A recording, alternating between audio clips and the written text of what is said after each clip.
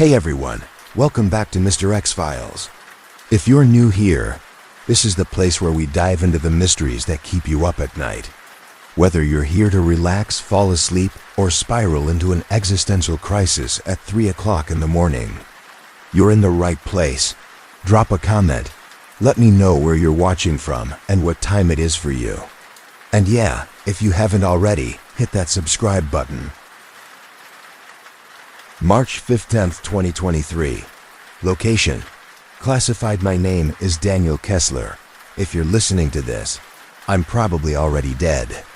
Or worse, gone, like the others who got too close to what we found beneath the ice. For 25 years, I've kept these recordings hidden. I told myself it was safer that way. But now, with the ice melting faster than ever, I can't keep this secret anymore. People deserve to know what's buried beneath Antarctica. This isn't some internet myth or conspiracy spun by crackpots. I was there, I saw it, I touched it. And ever since 1998, I've been looking over my shoulder, wondering when they'd come for me, when they'd finally decide to shut me up for good. They called it Project E9, officially. It didn't exist. September 12, 1998. Eyes only. The call came on a Tuesday. I was 3 months out of the service, trying to adjust to civilian life in my apartment in Arlington. After 22 years working with the Army Corps of Engineers, mostly terrain mapping and satellite work in some of the coldest places on Earth, I figured I'd seen it all. The voice on the other end of the line was calm, crisp, professional, but they knew things, specific things, about my service record that shouldn't have been in any public file. Mr. Kessler, the man said. My name is Director Hayes. We have a position that requires your expertise in cartographic analysis and cold weather operations. I should have hung up. Legit government jobs don't begin with calls to unlisted numbers. But when he said the pay was $200,000 for 6 weeks of work, I stopped thinking like a cautious veteran and started listening like a man with dwindling savings. What kind of position? I asked. Satellite mapping corrections, Antarctica. We've been experiencing magnetic anomalies that are interfering with GPS accuracy. Your role would be to assess and recalibrate our models. Sounded straightforward. Harmless, even. But if I'd known then what I know now. The next day, I met him in a plain office building out in Tyson's Corner. No signage, no company name, just a buzzer for Suite 1247. Director Hayes was in his 50s, lean, with skin tan from time spent in places that don't officially exist. He wore a tailored suit, but his shoes were cheap. That contrast stuck with me. You learn to notice little details like that when you've spent 2 decades trained to spot what doesn't belong. Before we proceed, Mr. Kessler, he said, sliding a document across the table, I'll need you to sign a preliminary non-disclosure agreement. I glanced at it. Thick packet, too much legalese. I should have read it closer. It wasn't standard. It bound me to total silence about anything I might see, hear, or experience under threat of indefinite detention, hidden behind national security clauses. But the money was real, and my bank account was almost empty. After I signed, Hayes leaned back and gave me the details. The mission is straightforward, he said. You'll join a small team conducting geomagnetic surveys near the Gamburtsov Mountains. Our satellites are picking up interference, likely an iron ore deposit skewing the data. You'll help map the anomaly and adjust our orbital positioning. Algorithms. He opened a folder filled with satellite photos. Endless white terrain, broken only by the jagged black ridges of the mountain range, like the tips of some buried beast's teeth slicing through the ice. When do we leave? I asked. October 15th. You'll fly into Christchurch, then to McMurdo Station. From there, a helicopter will take you to our forward operating base, Camp Argus. Camp Argus? Never heard of it. You wouldn't have. It's not on any official map, and it won't be after you leave. Another red flag. Under the Antarctic Treaty, Any semi-permanent base has to be declared to the international community. If Camp Argus didn't exist on the books, someone was hiding something big. But again, I signed the contract. God help me. I signed it, March 15th, 2023. Looking back, the flight to Antarctica should have been my first real clue that this mission wasn't about mapping anomalies. We weren't on a standard military transport. No logos, no markings.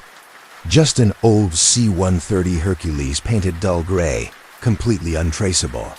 There were only 13 of us on board. Maybe 6 were scientists or engineers. The others? Silent, watching, like they'd been briefed on more than just terrain data. Dr. Sarah Chun was the team's archaeologist, which made no damn sense. You don't bring an archaeologist on a satellite calibration job. She was probably in her early 30s. Sharp eyes and a quiet intensity, like she was always 2 steps ahead in some private game. When I asked what her role was, she just gave me this half smile and said, "Insurance. In case we find something older than expected." That should have been my second warning. Then there were the military brass. Colonel Marcus Webb from Army Intelligence and General Patricia Morrison from the Air Force Strategic Command.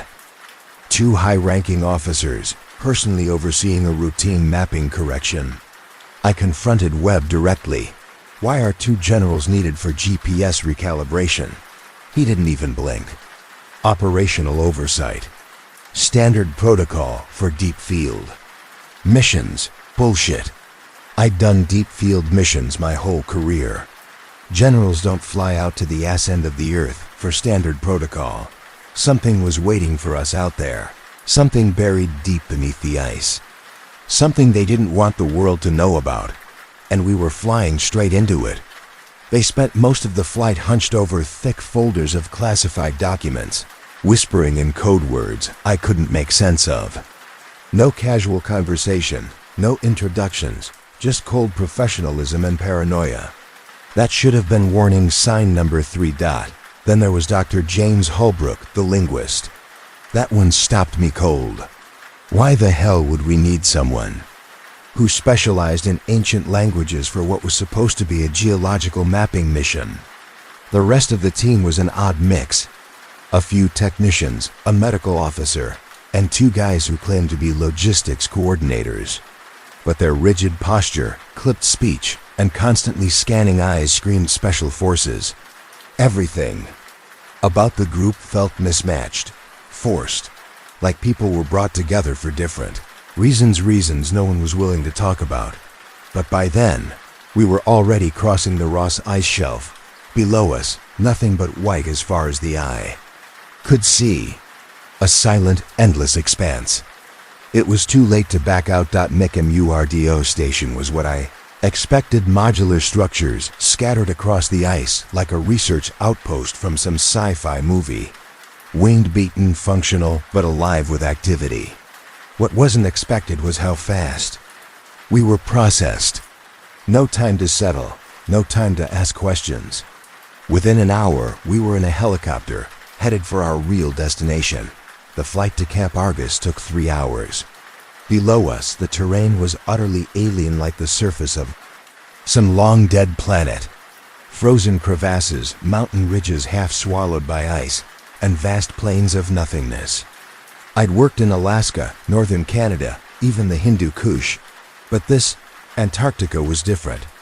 It didn't just feel cold, it felt dead. Hostile in a way that made your skin crawl, even inside a heated aircraft. Camp Argus sat tucked in a narrow valley between 2 peaks of the Gamburtsov Mountains. It was partially shielded from the worst of the wind, but not enough to matter. The temperature never climbed above -30 Fahrenheit. The base itself was a cluster of 6 prefabricated modules, connected by enclosed tunnels, surrounded by a high-tech communications array that looked far too advanced for a site that supposedly didn't exist. "Welcome to the end of the world," Colonel Webb said as we stepped out into the ice-blasted wind. "Out here, conventional rules don't apply. Neither do conventional explanations for what you're about to see." That night, while I was setting up my cartography equipment, There was a knock on my door. It was Dr. Chun. She looked unsettled, not scared exactly, but on edge, nervous, in a way that didn't fit the woman who calmly excavated ancient burial sites for a living.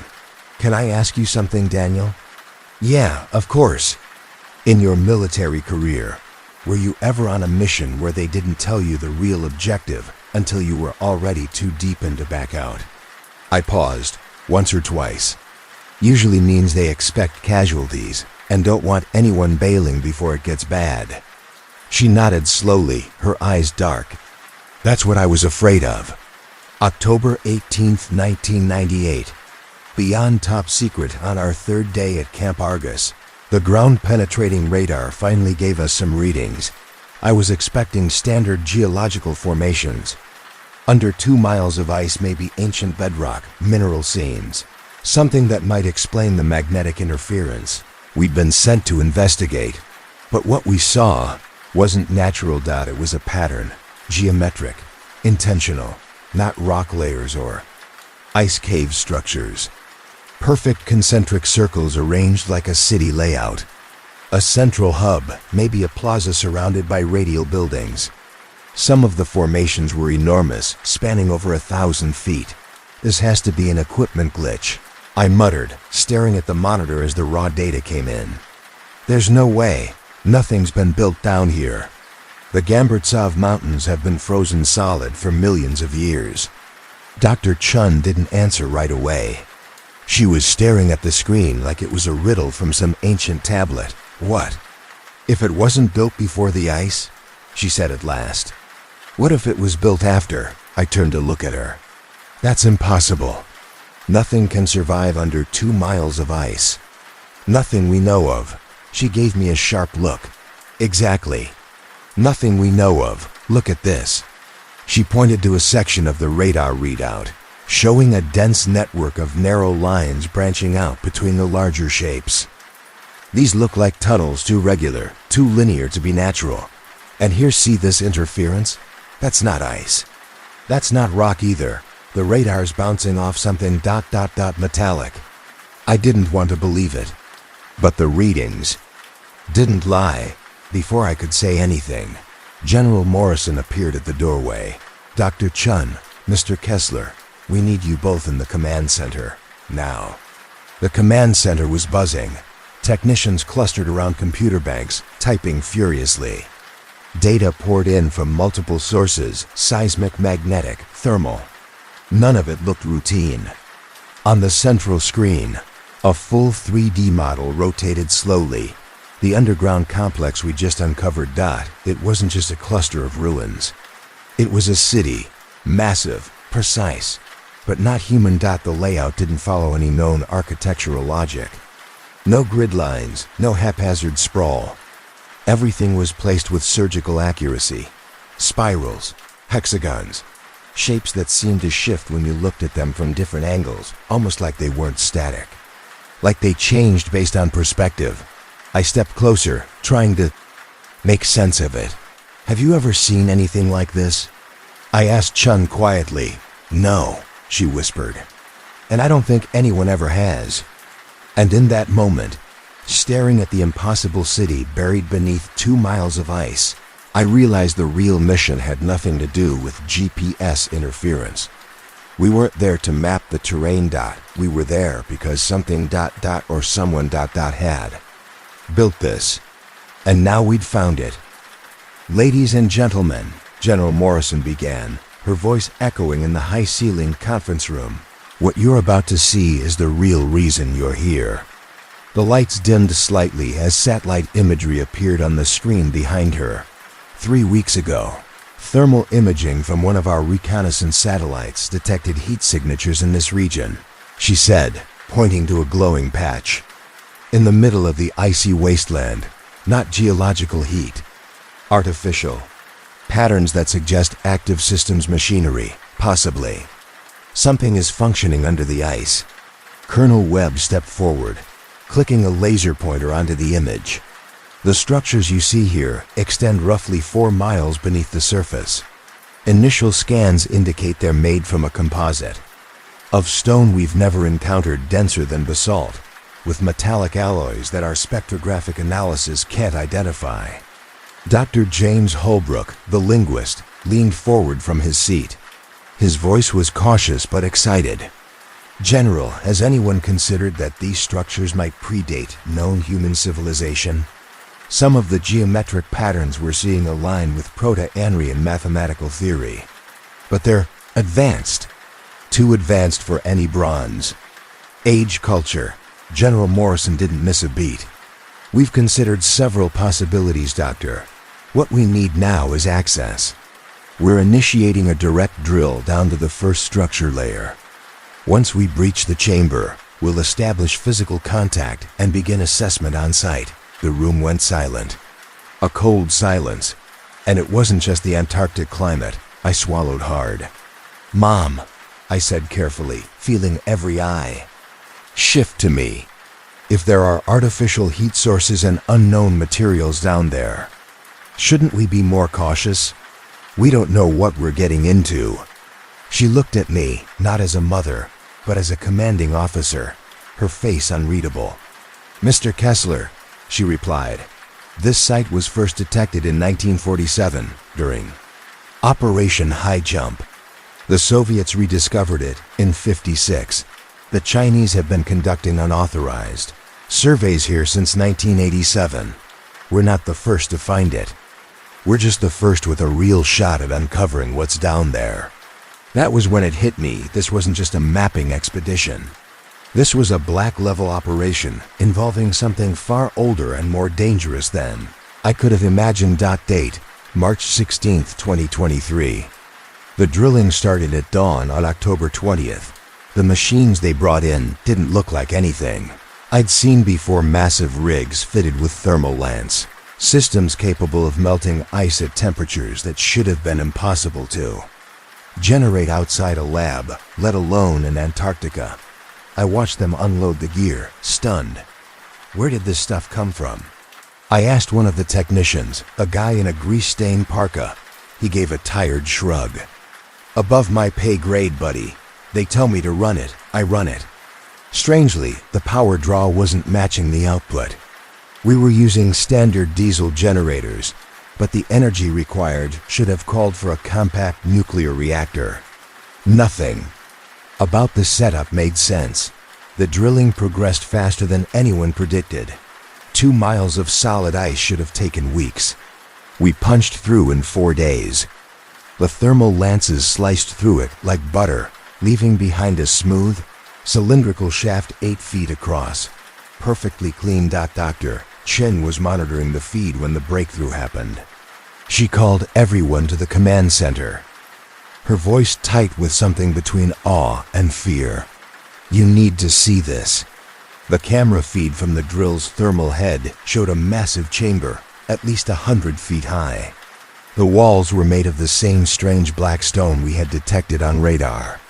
But it wasn't rough or worn. It looked like obsidian, polished to a mirror sheen. The light didn't reflect off it. It was swallowed by it. "Oh my God," Dr. Holbrook whispered, leaning closer to the screen. Carved into the stone were symbols, complex, deliberate, not scratches, not crude pictographs. These were mathematical and linguistic patterns, densely packed into the stone like an alien script. But it didn't stay still. The symbols shifted subtly in the camera light, playing tricks on our eyes. It was hard to focus.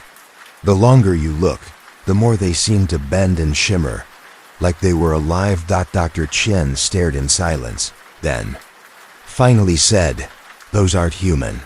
She turned to face us, pale. "I've studied every known ancient language system. This isn't just unfamiliar, it's impossible. The math alone implies a level of understanding we haven't reached." General Morrison was already on the satellite phone, her tone clipped and low. We could hear only fragments. "Confirmed. Structural integrity. Composition unknown. Recommend full excavation team. Immediate deployment." It was Colonel Webb who voiced what we were all thinking. "We're not the first ones down here," he said grimly. He pointed to the corner of the chamber. There, buried under a layer of ice, were pieces of equipment, decaying metal, tangled cables, and a rusted scientific instrument half fused to the floor. Human technology. Soviet markings still faintly visible under the corrosion. 1956. Webb said quietly. They made it farther than anyone ever admitted. That night, I lay awake in my bunk, staring at the roof of the tent. The heater hummed steadily, but I felt no warmth. We had found something buried under miles of ancient ice, something impossible. A structure, a language, and a technology that shouldn't exist. And whatever civilization had built it, they had knowledge far beyond ours. I couldn't shake one terrifying thought. We didn't discover this place. We opened it. Then it hit me, if what we'd found was real, everything we thought we knew about human history was wrong. But something else unsettled me even more. The realization that the world's most powerful governments had known about this for decades and kept it buried, literally and figuratively. Later that night, I was reviewing radar logs from the day's survey when there was a soft knock at my door. It was Dr. Chun again, but this time her expression wasn't just serious, it was shaken. "Daniel," she said, her voice low and urgent. "I need to show you something." "But you have to promise you won't tell the generals." "Not until I understand what it means." I nodded, already uneasy. She led me to her research module, where the lights were dim, the hum of equipment giving the place an eerie undercurrent. She sat me down in front of her screen and pulled up a sequence of high-resolution photos. "These are from the chamber walls," she explained. "I've been running them through enhancement filters, isolating individual glyphs, comparing them to known linguistic and mathematical structures." She zoomed in on a section of symbols, her finger tapping the screen. "They're not just decorative. These aren't ceremonial carvings. They're instructions. Mathematical formulas, star charts, and something else." She hesitated. I could see her pulse fluttering in her neck. "What else?" I asked. "A warning," she whispered. "I think it's a warning." She clicked to another image, a spiral of symbols tightly arranged, like a coiled serpent made of language. "This pattern keeps appearing." At first, I thought it was symbolic, maybe ritualistic, but then I ran the equations hidden in the structure. There's a timeline embedded in it, a countdown. A countdown to what? Her hands trembled slightly as she brought up another screen filled with notations and astronomical alignments, based on the celestial references and math embedded in the pattern. "Whatever this is marking ends in 2023. I stared at the screen. 2023. That's 25 years from now. She nodded slowly. "If I'm right, something happens then. And this place, these structures, they were trying to warn us." Date: October 25th, 1998. Classification: ultra classified, Orion clearance. The descent into the chamber began at first light.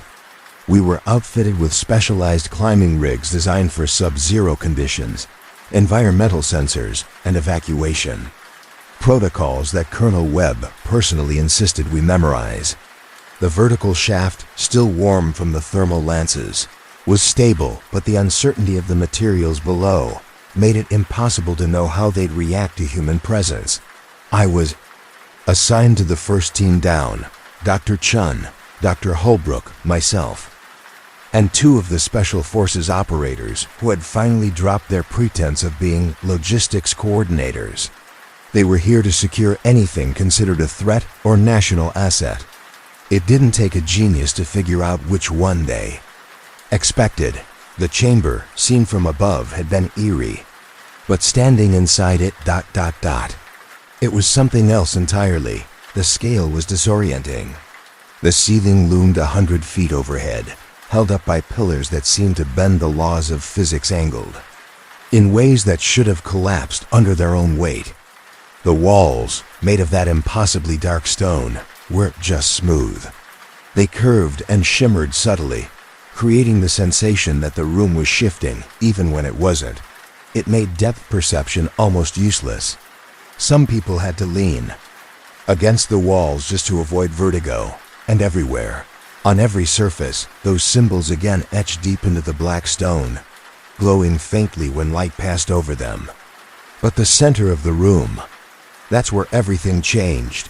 There, raised on a hexagonal dais, sat a sarcophagus, 8 feet long, 3 feet wide. The same black stone as the walls, but the lid was different, translucent, crystalline, and faintly glowing from within. We froze, all of us. Jesus Christ. One of the operatives murmured, eyes wide. There's something inside it. Through the crystalline lid, we could just make out the shape. Humanoid, but not human. The figure was tall, unnaturally so. Its limbs were elongated, the arms hanging too low.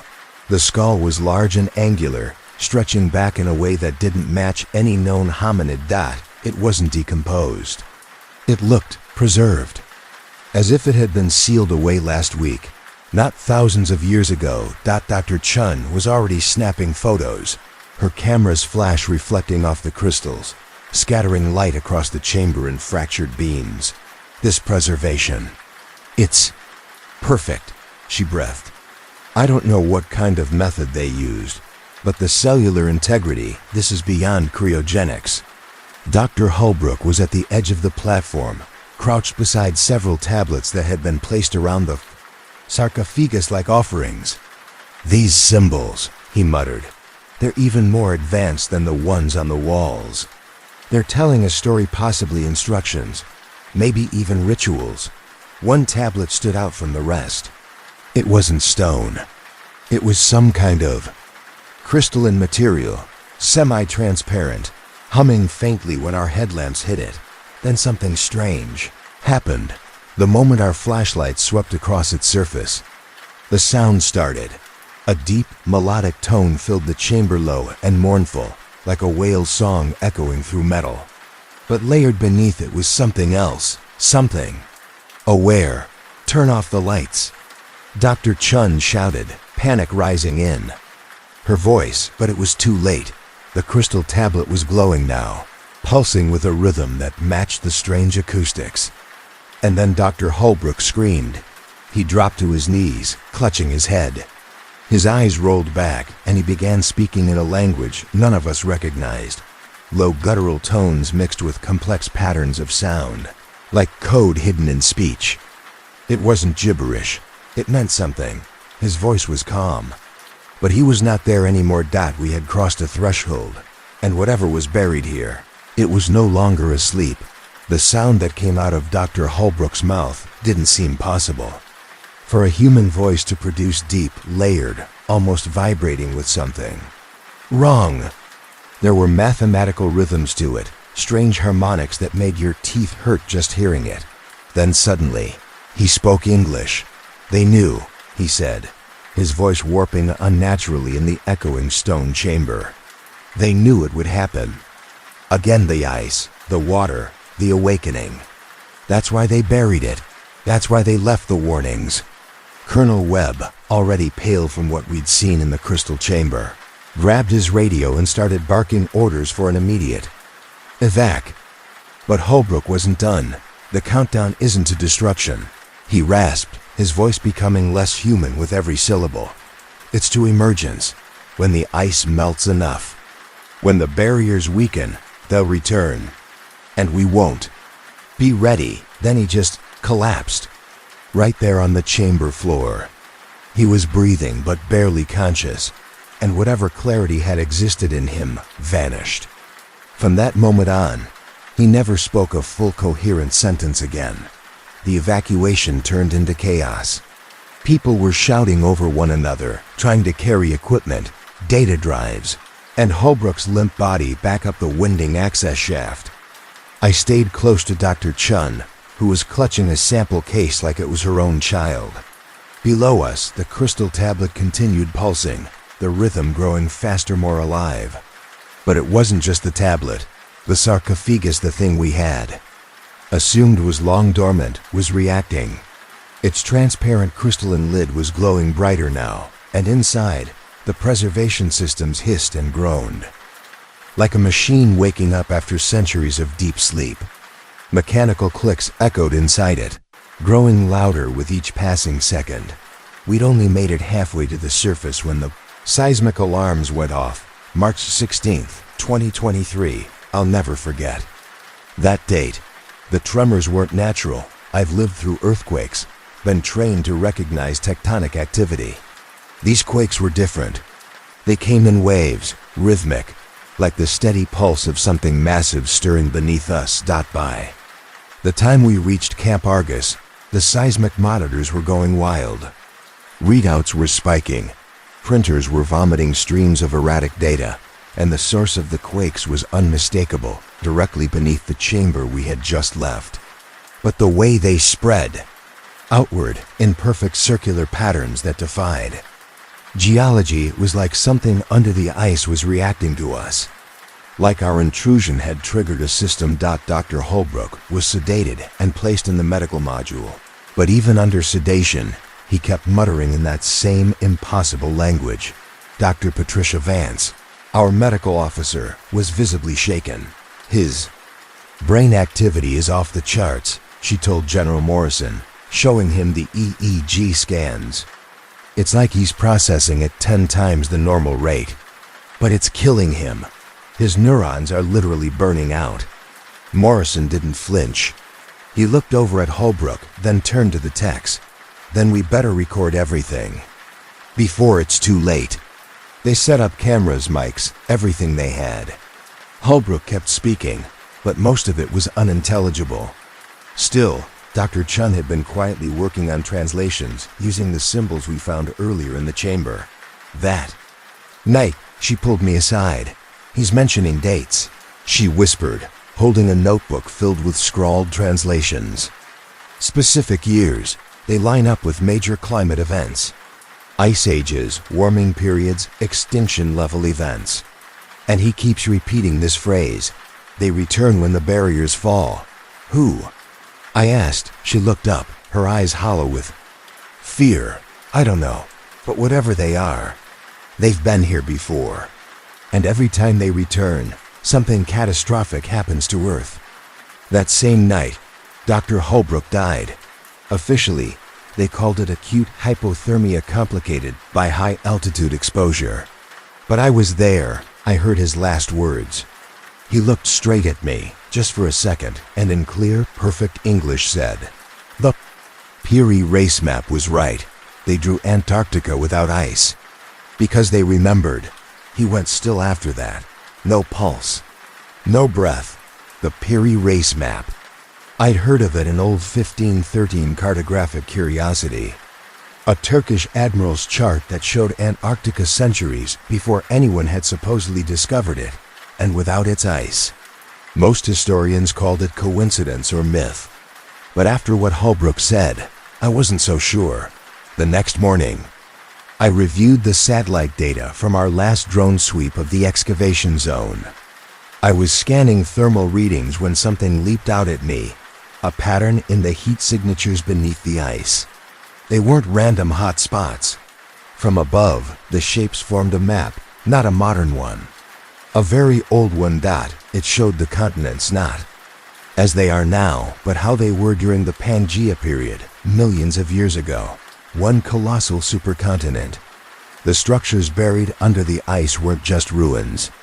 They were a kind of monument, a record, a preserved map of Earth's ancient past, carved in stone and crystal by something that had been watching our planet for far longer than humans had existed. Ran to find Dr. Chun. I needed her to confirm what I was seeing. But when I reached her module, it was empty. Her research gear was gone. Her notebooks, her laptop, everything vanished. There were no signs of a struggle, no overturned furniture, no scattered papers. Just an empty cot, a missing datapad, and silence. Dr. Chun was gone. Colonel Webb offered a cold explanation later that morning. Dr. Chun was evacuated due to a medical emergency during the night. All team members are reminded that emergency relocations are standard protocol for health and safety reasons. That was it. No further questions allowed. But I knew that was a lie. She hadn't been sick. She hadn't even complained of a headache. The night before, she'd been hunched over her work, whispering about how the translations might suggest a timeline, a cycle. Then suddenly, she vanishes? No, someone had made a decision. Dr. Chun had gotten too close to the truth, and that made her a liability. Later that afternoon, General Morrison called a meeting. Every remaining team member, scientists, techs, soldiers gathered in the mess tent under tight security. He didn't mince words. The mission is being terminated effective immediately, he announced. Adverse weather conditions and repeated equipment failures have made further operations impossible. You will all be evacuated within 24 hours. The room was dead silent. No one moved. All data, samples, and research materials are now classified under the highest level of national security. He continued, his voice like ice. This includes any written notes, personal logs, or digital files. Everything you've seen, heard, or done here is now a matter of national security. Then came the part that chilled me more than the freezing wind outside. Upon return, you will undergo extensive debriefings and sign updated non-disclosure agreements. Any attempt to discuss or disseminate information from this mission will be considered an act of treason against the United States. Treason. I sat there staring at the floor, realizing that even if I made it home, I would never be the same again. The world I thought I knew gone, replaced by secrets buried beneath miles of ice, older than our species. October 28, 1998. Classification: Beyond Black, Eyes Only, Orion in the night before the final evac. I broke into General Morrison's command module. 22 years in military intelligence teaches you where people hide things they don't want you to find. His system was locked under 3 layers of encryption. I bypassed all of them. What I found confirmed everything, and more. Project Echo 9 wasn't the first expedition to this site. Not even close. According to archived files, the U.S. government had known about the ruins beneath the Gambert Mountains since 1947, ever since Admiral Richard Byrd's Operation Highjump. Officially, it was a 6-month military training mission in extreme cold. In reality, it ended after just 8 weeks. Byrd's logs hidden in a forgotten Navy archive revealed why. Hostile contact. His final classified entry read: "It is necessary for the USA to take defensive actions against enemy fighters which come from the polar regions." Enemy fighters. In 1947, from the poles, I dug deeper. There were Soviet files, too declassified, barely. In 1956, at the height of the Cold War, a secret joint Soviet-American team made it farther into the ruins than we ever did. They reached the lower levels. Only 12 of the 47 came back. The survivors were all institutionalized. Diagnoses ranged from catatonia to violent psychosis. None ever spoke publicly about what happened. But one name stood out: Dr. Alexei Vulov, a Soviet geologist. Before disappearing himself, he smuggled out a single blurry photograph. It showed a sarcophagus just like ours, but this one was open. Inside sat a humanoid figure, impossibly tall and thin, with elongated limbs and eyes that were awake, watching. The most damning file of all was labeled Historical Correlations, Ancient, CARTOGRAPH. Why? It was a comparative study of ancient maps and records, starting with the infamous Peary Ray's map from 1513, the same one Dr. Holbrook had mentioned before he died. It showed Antarctica, ice-free. But that wasn't the only one. The file contained dozens more Sumerian, Egyptian, even Babylonian fragments, all depicting a southern landmass with shorelines matching modern Antarctica, without ice. But it wasn't just maps. Sumerian texts describe watchers from the southern ice, bearers of mathematics and knowledge of the stars. Mayan codices told of the return of the Ice Lords once the white caps fall. Egyptian temple alignments factored in astronomical data matching The positioning of Antarctica, despite being thousands of miles away, this wasn't just a hidden archaeological site. It was evidence, unmistakable, overwhelming, that humanity had been influenced, even guided, by non-human intelligences for thousands of years. And now, those intelligences were waking up. One of the last documents was a Pentagon climate projection from 1987. On the surface, it was a typical strategic study: melting ice caps, rising seas, shifting global weather. But buried deep in the technical appendices, one line stood out like blood on snow. Thermal barrier integrity will be compromised by 2025.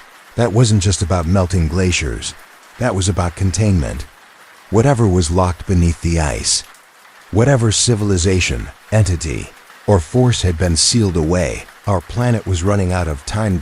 And we were the ones melting the chains. March 17, 2023. The evacuation from Camp Argus was the most terrifying experience of my life, and I say that as someone who's been shot at in 3 different countries. This wasn't like combat. It wasn't the roaring helicopter blades slicing through a storm over the Antarctic ice. It wasn't the moment our chopper stalled mid-air, nearly crashing us into the frozen cliffs of the Ross Ice Shelf. It was the fear that I would never be allowed to speak about what I had seen. We were flown to McMurdo Station, but not to the usual base.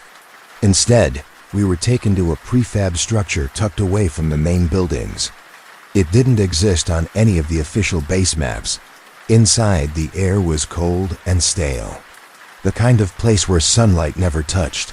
They interrogated me for 6 straight days. Not just military guys, but men and women in suits with dead eyes. People from agencies I didn't recognize, speaking in clipped tones. No one used their real names. And they weren't asking because they wanted the truth. No, they wanted to know how much I knew.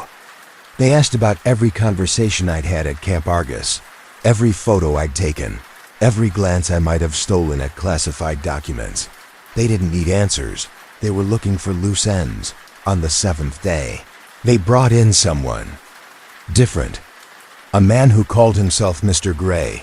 He was older, late 50s, maybe early 60s, with the kind of face that looked like it had been carved by wind and time.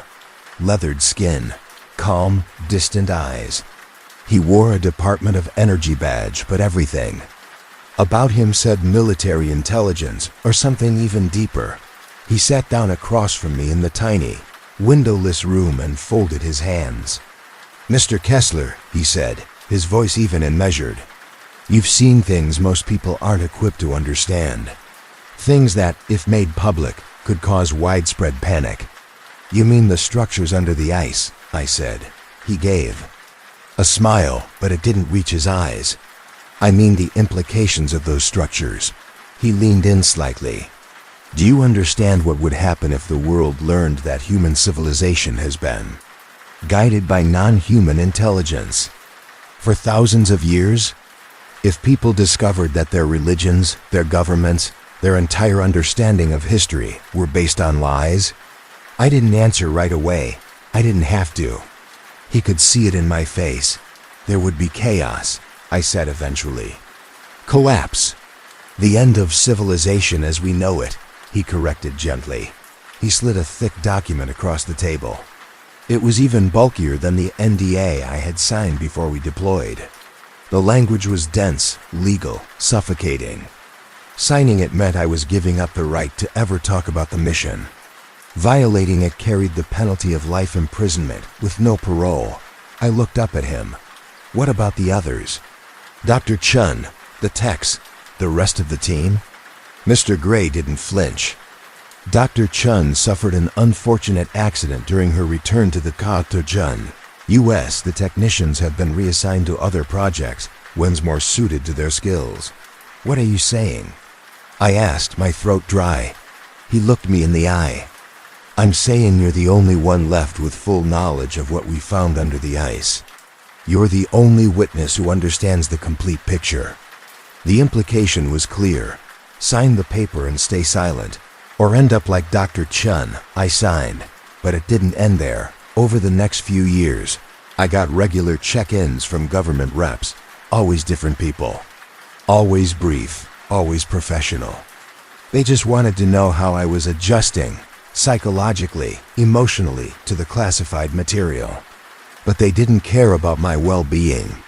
The message was simple: we're still watching you. Then in 2003, a journalist named Michael Harrison reached out. He was digging into old classified operations in Antarctica. Operation Highjump, the Soviet expeditions, the stuff that most people dismissed as Cold War paranoia. He'd gotten hold of some declassified personnel lists, and my name had popped up. I told him I couldn't help. I told him to stay away from this story, but he didn't listen. He kept emailing, calling, even showed up outside my apartment once. He asked questions he shouldn't have had the answers to.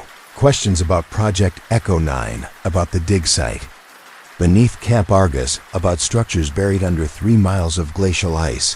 Finally, I agreed to meet him just once. We picked a coffee shop in downtown Arlington.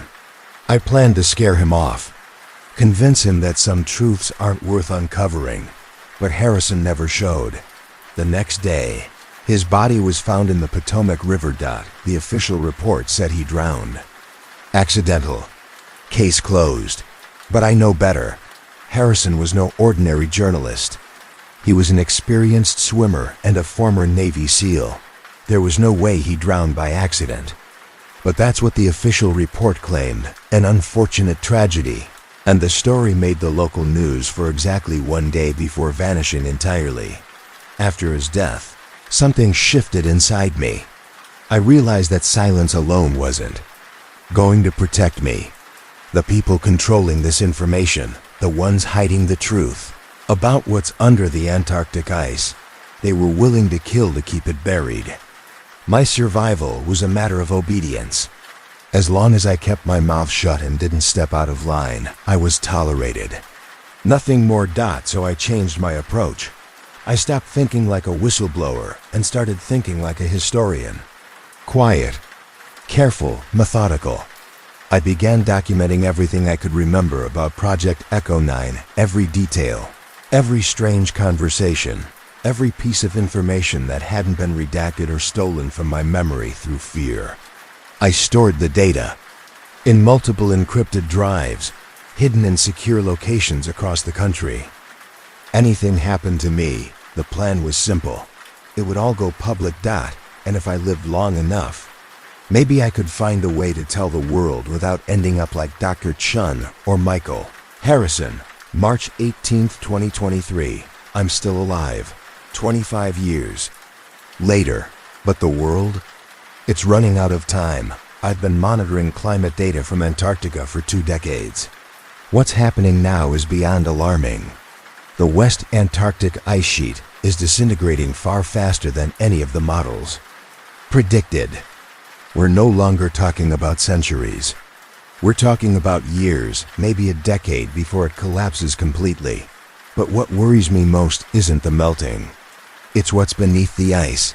Since 2018, there have been more than 300 earthquakes in the Gamberts Mountain region, each above magnitude 4.0. That's more seismic activity than the previous 50 years combined. It's not natural.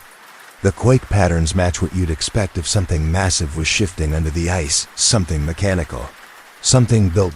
Satellite thermal scans confirm it. The heat signatures we first detected back in 1998, they've increased in intensity by more than 400%. The structures buried under the ice aren't just there. They're waking up. And the government knows. They're not just hiding it anymore. They're blocking anyone from getting close. The entire region around the Gamberts Mountains is now under restricted military control. No-fly zones. Environmental protection, they claim. But I know better. I've seen the orders. Any unauthorized aircraft entering that zone can legally be shot down. Meanwhile, strange things are happening all over the planet. Marine biologists are reporting mass die-offs of deep-sea creatures, species that haven't been seen near the surface in centuries. Astronomers are picking up bursts of radio signals coming from the direction of Antarctica. Signals that don't match any known natural source. And since 2020, at least a dozen pilots have reported seeing unidentified objects over the southern ocean crafts that move like nothing built by humans. All of those pilots were pressured into silence. Some were grounded. One disappeared completely. I've tried to connect with others who were involved in earlier Antarctic missions. Most are gone. Some vanished without a trace. The rest are too scared to talk. Except for one. In 2019, I made contact with Dr. Elena Vasquez, a Chilean geologist. She was part of an expedition back in 2007. Her team was pulled out after only 3 days on the ice. The official reason? Altitude-induced psychosis. But Elena wasn't crazy. She was traumatized. We met in secret at a small cafe in Santiago.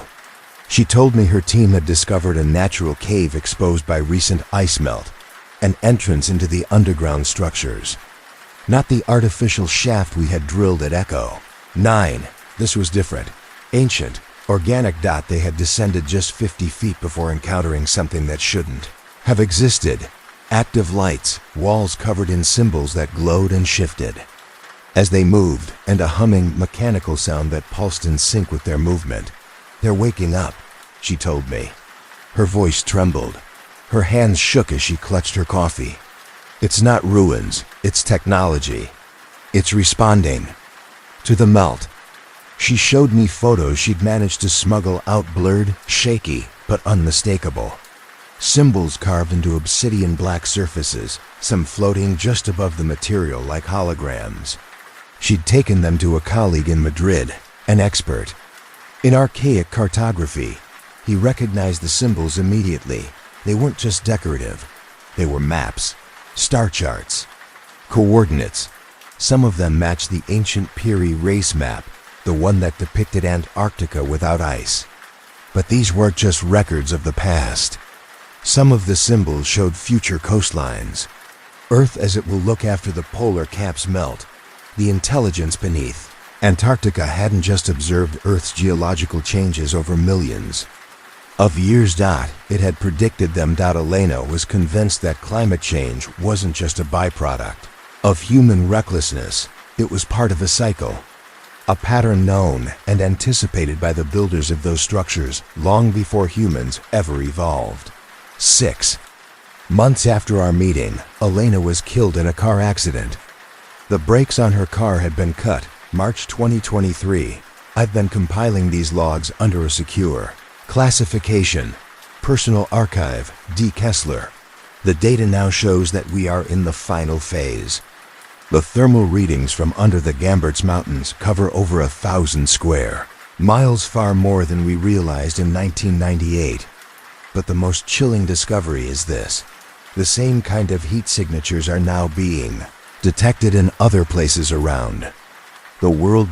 Northern Canada, Siberia, Greenland, even parts of the Sahara, desert areas that were once buried in ice during previous geological periods. They're all showing unexplained heat pulses and shallow seismic activity.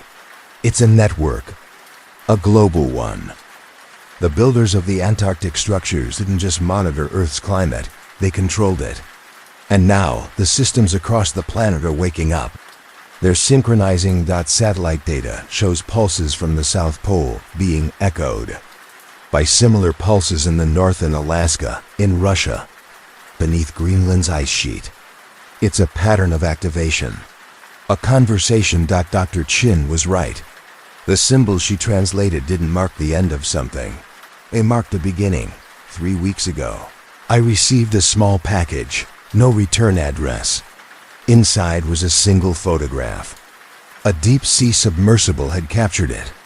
The image showed the ocean floor near Antarctica, but instead of the rocky seabed, there were structures, familiar ones. The same black, angular shapes we'd found under the ice. Only these were glowing. The water around them shimmered with geometric patterns of BIOLUMINESCENCE. Attached to the photo was a note, handwritten, shaky. They're not waking up. They're coming home. Yesterday, reports started surfacing. In the news buried deep, barely noticed. Ships in the Southern Ocean were picking up sonar contacts. Fast-moving, massive, nothing natural. Nothing we've seen before. They say it's whales. I know better. March 19th, 2023. This will be my final audio log, right now. There are unmarked vehicles parked across the street. Black SUVs with tinted windows. They've been there for hours. I know what that means, but I'm not afraid. The information I've collected over the past 25 years. Ice already out there, distributed, stored, encrypted, and in the hands of people who aren't so easy to silence. The truth about Antarctica, about what we found, about what they are, it's coming out. Whether they like it or not. There's one last thing I need to say. The intelligence beneath the ice. It's not alien. It's terrestrial. They're from Earth, but not our Earth, not the one we know. They lived here long before us. A species that built cities, mastered energy, and mapped the stars before the first humans ever struck flint to fire. They watched the ice come, watched it swallow their world. So they went to sleep. And now they're waking up. This planet was theirs before it was ours, and they've come to take it back. We've had decades, centuries, even to grow wiser as our technology advanced. We had the chance to prove we could care for this planet, to be responsible stewards of a world we claimed to dominate. But we failed. The melting ice isn't just revealing lost cities, it's exposing how badly we misunderstood our place in the world. Dr. Holbrook used to say, "They're not coming back angry. They're coming back indifferent." He was right. We're not prepared for their return, not because they're hostile, but because everything we believe about history, about human supremacy, about ownership of the Earth is about to collapse. And when it does, it'll happen fast. What lies beneath Antarctica aren't ruins. They're not remnants of a dead civilization. They're living systems, sleeping infrastructure, preserved and dormant for millions of years, just waiting for the right environmental triggers to wake up. And the ice, it's thinning, faster than anyone expected. That ancient map, the Piri race map, wasn't a guess. It was a memory. A record passed down by those who had direct access to the archives hidden beneath the Antarctic ice. Every major, ancient civilization that reached a certain level of advancement, Egyptians, Mayans, even the builders of Stonehenge, was contacted, guided, not by gods, not by aliens, but by whatever has been sleeping under the ice.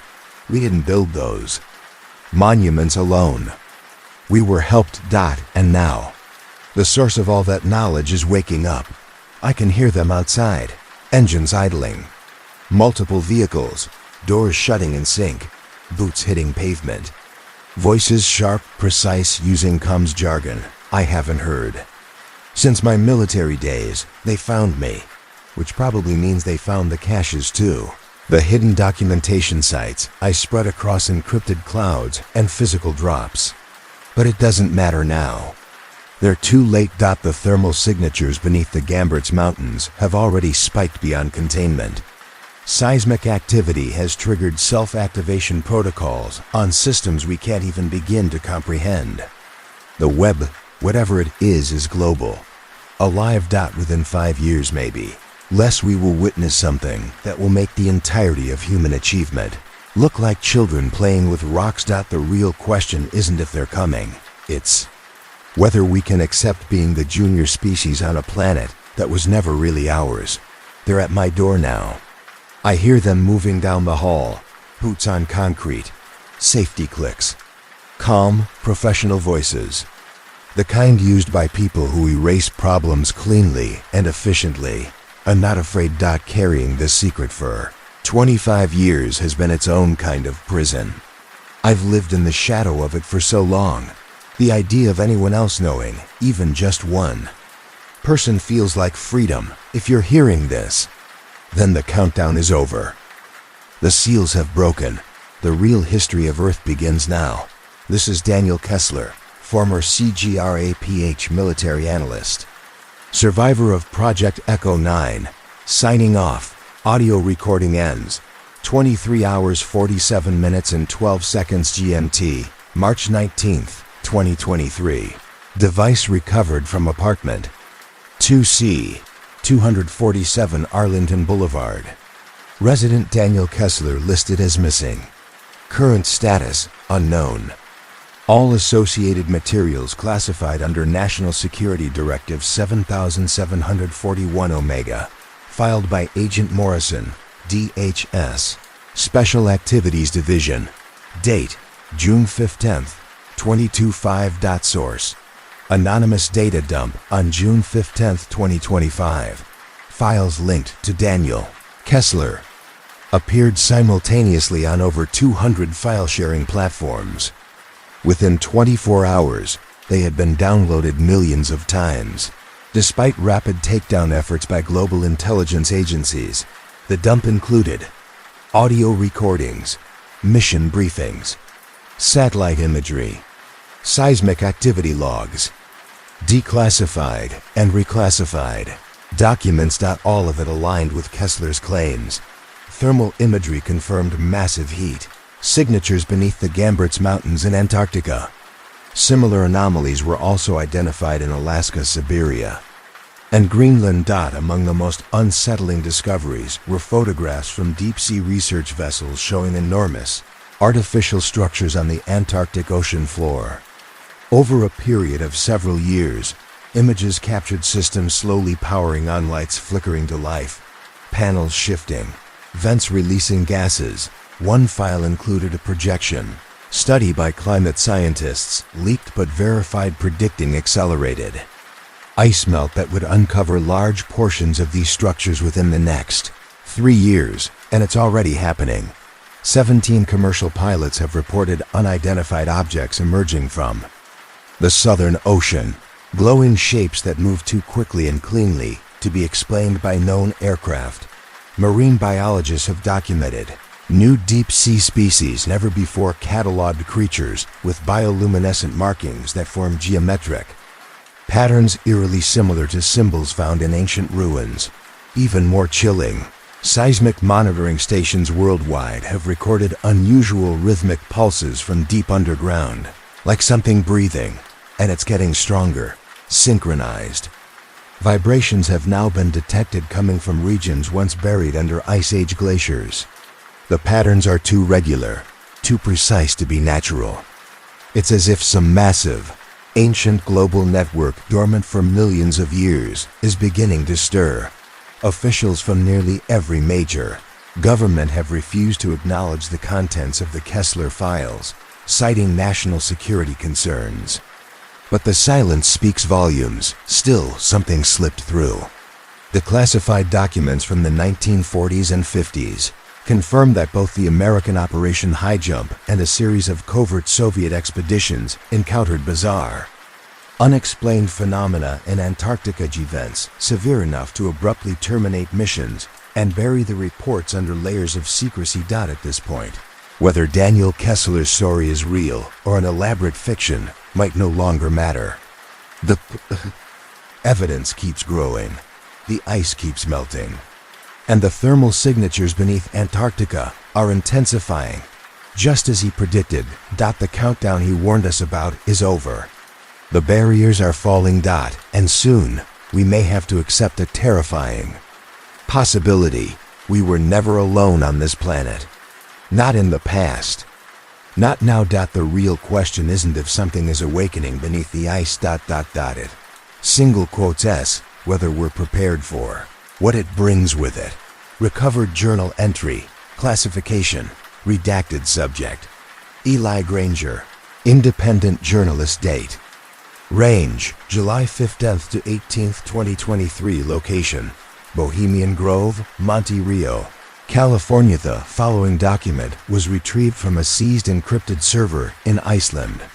The current whereabouts of Eli Granger are unknown. My name is Eli Granger. If you're reading this, I probably didn't make it. What I saw in the redwoods of Northern California changed me in ways I can't explain, haunted me. Maybe even marked me. It started with an email that shouldn't have existed. I was in my cramped Oakland apartment, nursing my third cup of stale coffee while scrolling through encrypted forums where whistleblowers sometimes left breadcrumbs. My secure inbox pinned one new message. The sender's address was just a chaotic string of letters and numbers, routed through 7 proxies.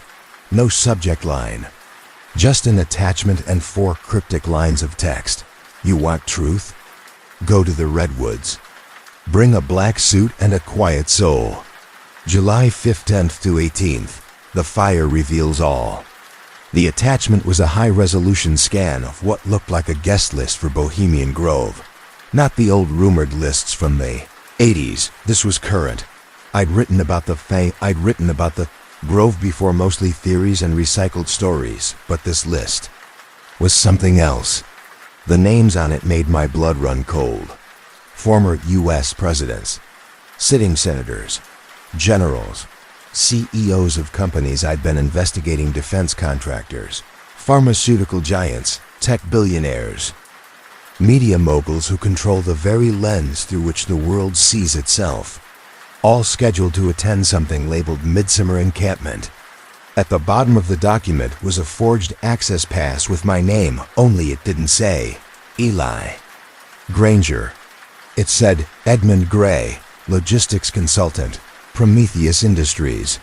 My photo was altered just enough to be official-looking me in a black suit and tie. It was a professional headshot I'd never sent to anyone. Someone with resources wanted me inside that forest. And I should have walked away. I should have deleted it all and gone back to writing about city council fraud and real estate scams. Harmless stories. Stories that don't get people killed. But I didn't. I packed the suit, threw my gear in the trunk, and drove north toward Sonoma County. The road to Monte Rio winds through some of the most stunning terrain in California. Towering redwoods line the highway, their canopies so dense that noon feels like dusk. You'd expect yoga, retreats, or farm-to-table wineries, not global elites gathering in the shadows of ancient trees. I checked into a motel in Gurneville, 2 towns over, then waited until dusk and walked the Grove's perimeter. It spans over 2,000 acres private land wrapped in fencing, topped with razor wire, security cameras every 50 feet, motion sensors disguised as branches, infrared floodlights. The main gate was manned by guards in black uniforms, no name tags, eyes like dead glass. These weren't redicops. These were ex-military, maybe even active, tactical vests, quiet comes in their ears. The kind of men trained to kill cleanly and silently. This wasn't some summer getaway for old men in robes. This was an operation. I approached the checkpoint with my forged pass tucked into a plastic sleeve, heart thudding in my chest. One of the guards scanned the barcode. He barely looked at me before waving me through. No questions, no hesitation, like they were expecting. And too smoothly, too easily. And that's when I knew someone had set this up long before I ever read that email. Someone wanted me inside, and the deeper I went into those woods, the more I realized I might never come out. I didn't even get a second glance. When I walked through the gate, either the forger who crafted my credentials was a genius, or someone with real power had made sure I'd get inside. Neither possibility was comforting. The Grove looked exactly like what I'd read in the leaked report stall. Towering redwoods rising like ancient pillars, some of them more than 1,000 years old. Their canopies were so thick they nearly blocked out the sun, turning the midday light into a dusky twilight. Gravel paths twisted and curved between wooden cabins and open-air lodges, each one marked with cutesy names. Owl's Nest, Dragon's Den, Caveman's Lodge. It might have felt like a whimsical forest retreat, almost charming, if not for the strange, oppressive feeling that settled on my chest the moment I stepped in. Something was off. Deeply, fundamentally off. The other guests, I couldn't call them normal people anymore. Not after what I'd seen in the registry move through the camp with the kind of relaxed confidence you only see in people used to controlling the world. They wore casual clothes, khakis, polo shirts, designer sunglasses, boat shoes, but their conversations, the ones I caught in passing, told a different story. The Shanghai index will drop exactly 17%.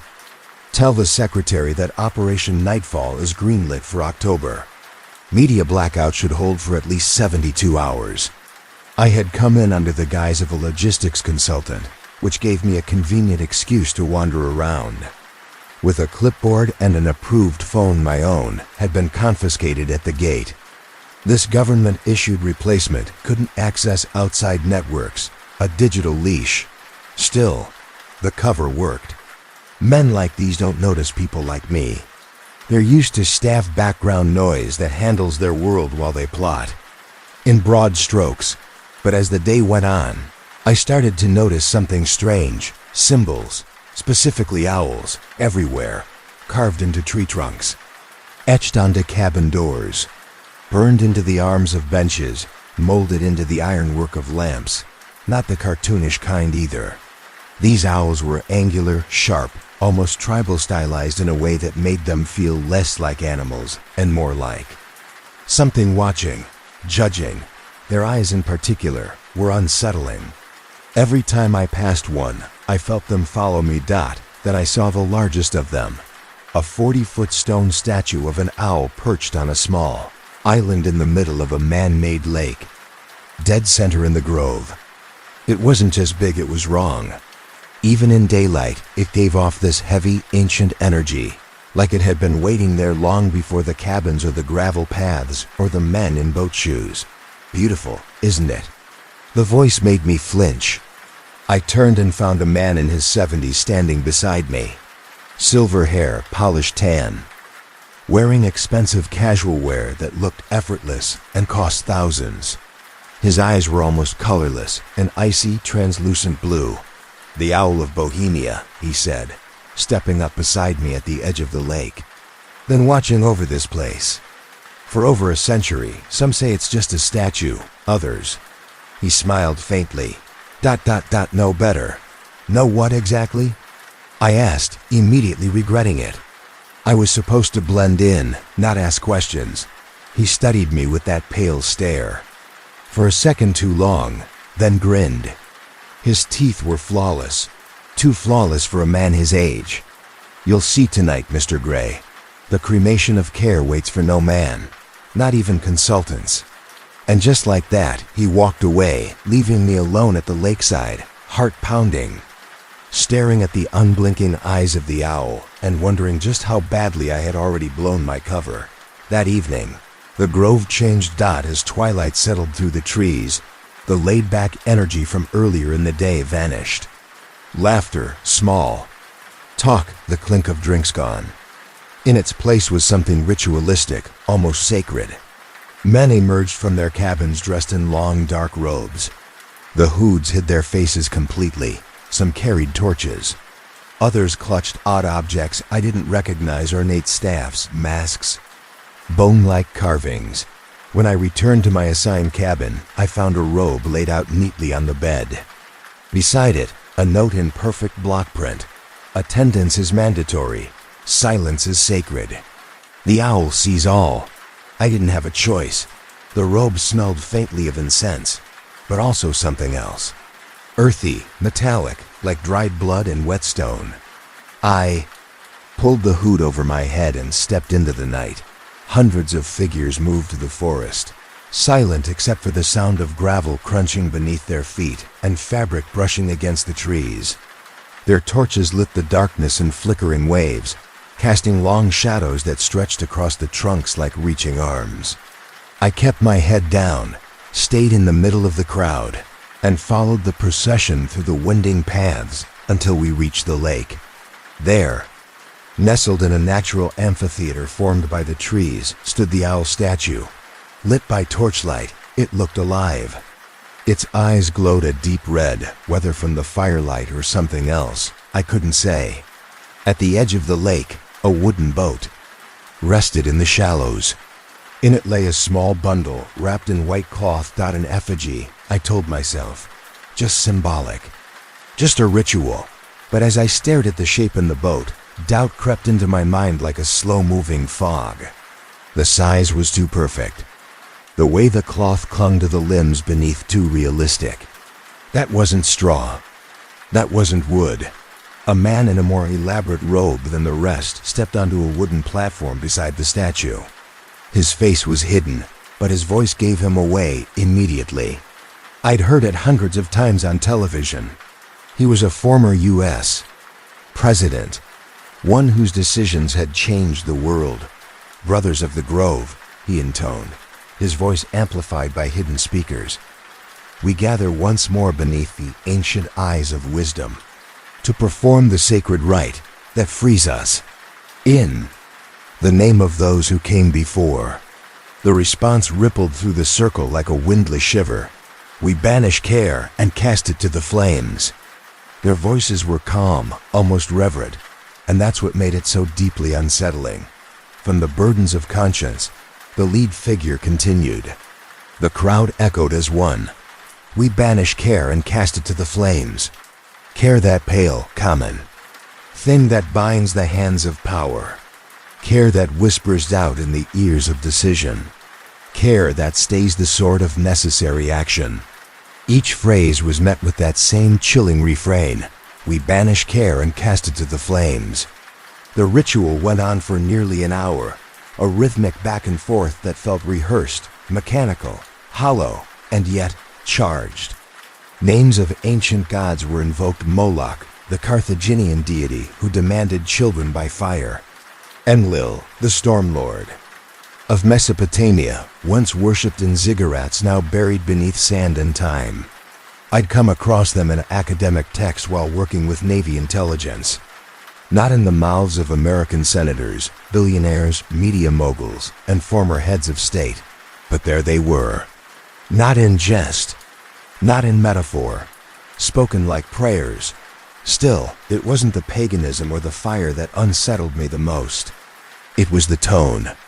The way these men, who shaped policy and influenced billions of lives, participated in a ceremony that openly celebrated the abandonment of empathy. That was the true horror, not the masks, not the torches, but the casual discarding of human compassion, of guilt, of hesitation, of conscience, as though it were a weakness, a disease to be burned away. And then the climax, the wooden boat, holding the white-wrapped effigy, was gently pushed from the shore into the still lake. As it drifted toward the great owl statue, flames suddenly erupted around it, gas jets, I realized, hidden beneath the waterline. The effect was horrifyingly beautiful. An illusion, maybe, but a convincing one. The figure in the boat, the effigy, burned fast. Too fast. The cloth pulled away as the fire climbed, revealing I still don't know. It might have been a mannequin. Maybe. The proportions were perfect. Disturbingly so. The limbs didn't move like they were filled with straw or stuffing. And there were sounds, high-pitched, almost choked cries, too organic. But maybe it was just air escaping from materials. Maybe. What truly broke me was the reaction of the others. Some wept openly as the fire consumed the offering, as though they were watching a funeral. Others cheered raw, euphoric like fans at a championship game. Not a trace of irony or discomfort on a single face. When the flames finally died down, the group began to drift apart like smoke dispersing in the woods. I turned, head low, ready to vanish into the crowd. A hand landed on my shoulder. "Mr. Gray." It was the old man. The one with the pale eyes, still in full ceremonial garb. "You've been invited to the inner circle," he said. His voice was soft, like a grandfather offering a bedtime story. A rare honor for a consultant. Before I could stammer out an excuse or a refusal, two other robed figures appeared on either side of me. They weren't hostile exactly, but they didn't need to be. Their presence made one thing clear. I wasn't being asked. They led me off the main trail, deeper into the woods.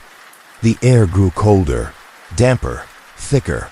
We reached a small clearing I hadn't seen in any of my earlier scouting, nothing on the maps. Nothing on the satellite photos either. But it was there now. Roughly 30 men stood in a wide ring around a stone fire pit carved directly into the forest bedrock. This wasn't like the lakeside pageant. No torches, no scripted speeches. Gas-powered pyrotechnics. Just a fire and silence that pressed against your ribs. At the stroke of midnight, the ritual began. The men had changed. Gone were the black robes. Now they wore bone-white masks, stylized owl faces with deep, hollow sockets.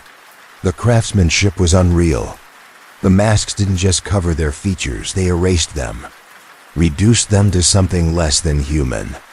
Moved with precision, fluid, deliberate, like dancers performing a rite they had each done 100 times before. There was no fumbling, no confusion. This was well-practiced. The same man who led the earlier ritual stepped into the center. Now stripped of his presidential aura and public polish, he seemed smaller, just another servant to something far older than politics. Brothers of the inner grove, he said. We gather to receive the wisdom of the ancient ones, and to consecrate the plans that will shape the world's destiny. The reply wasn't in English. It wasn't in any modern language I recognized at first. Harsh consonants.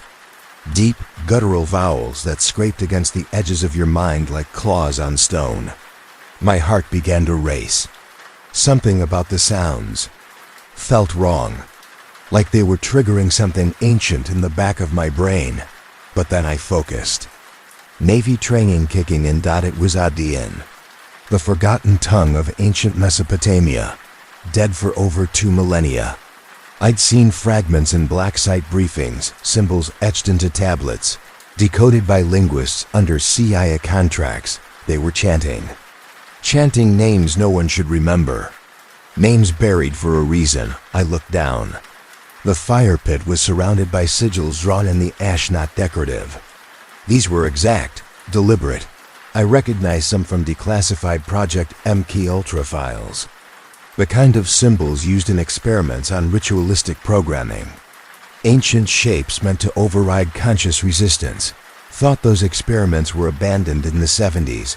Apparently, they'd just gone private. The ceremony dragged on for hours. Maps were produced, unrolled in the firelight. But not the kind you find in war rooms. These showed trade zones, resource flows, population densities. Plans were spoken in a mix of English and Adian. The message, however, was unmistakable. Conflicts to be ignited. Governments to be overthrown. Public perception to be shaped and controlled. And through it all, the men around me didn't speak like Americans.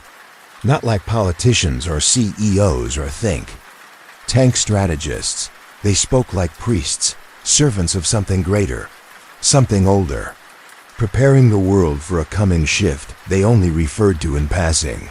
The harvest approaches, one masked figure said, his voice low and reverent. Another added, the sleepers must be awakened.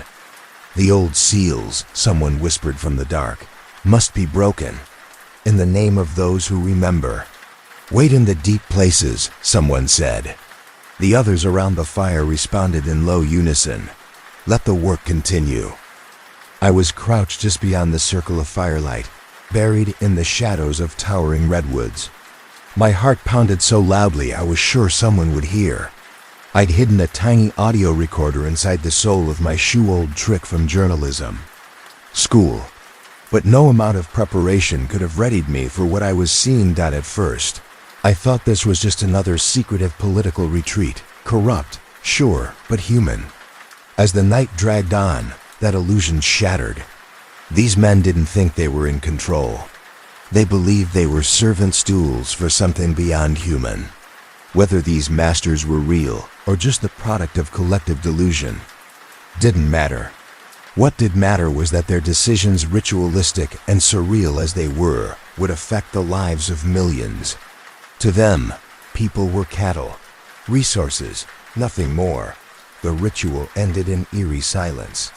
Each man stepped forward and drank from a gleaming silver chalice passed among them. The liquid inside looked black in the flickering firelight, like ink or blood. Some of them convulsed after drinking.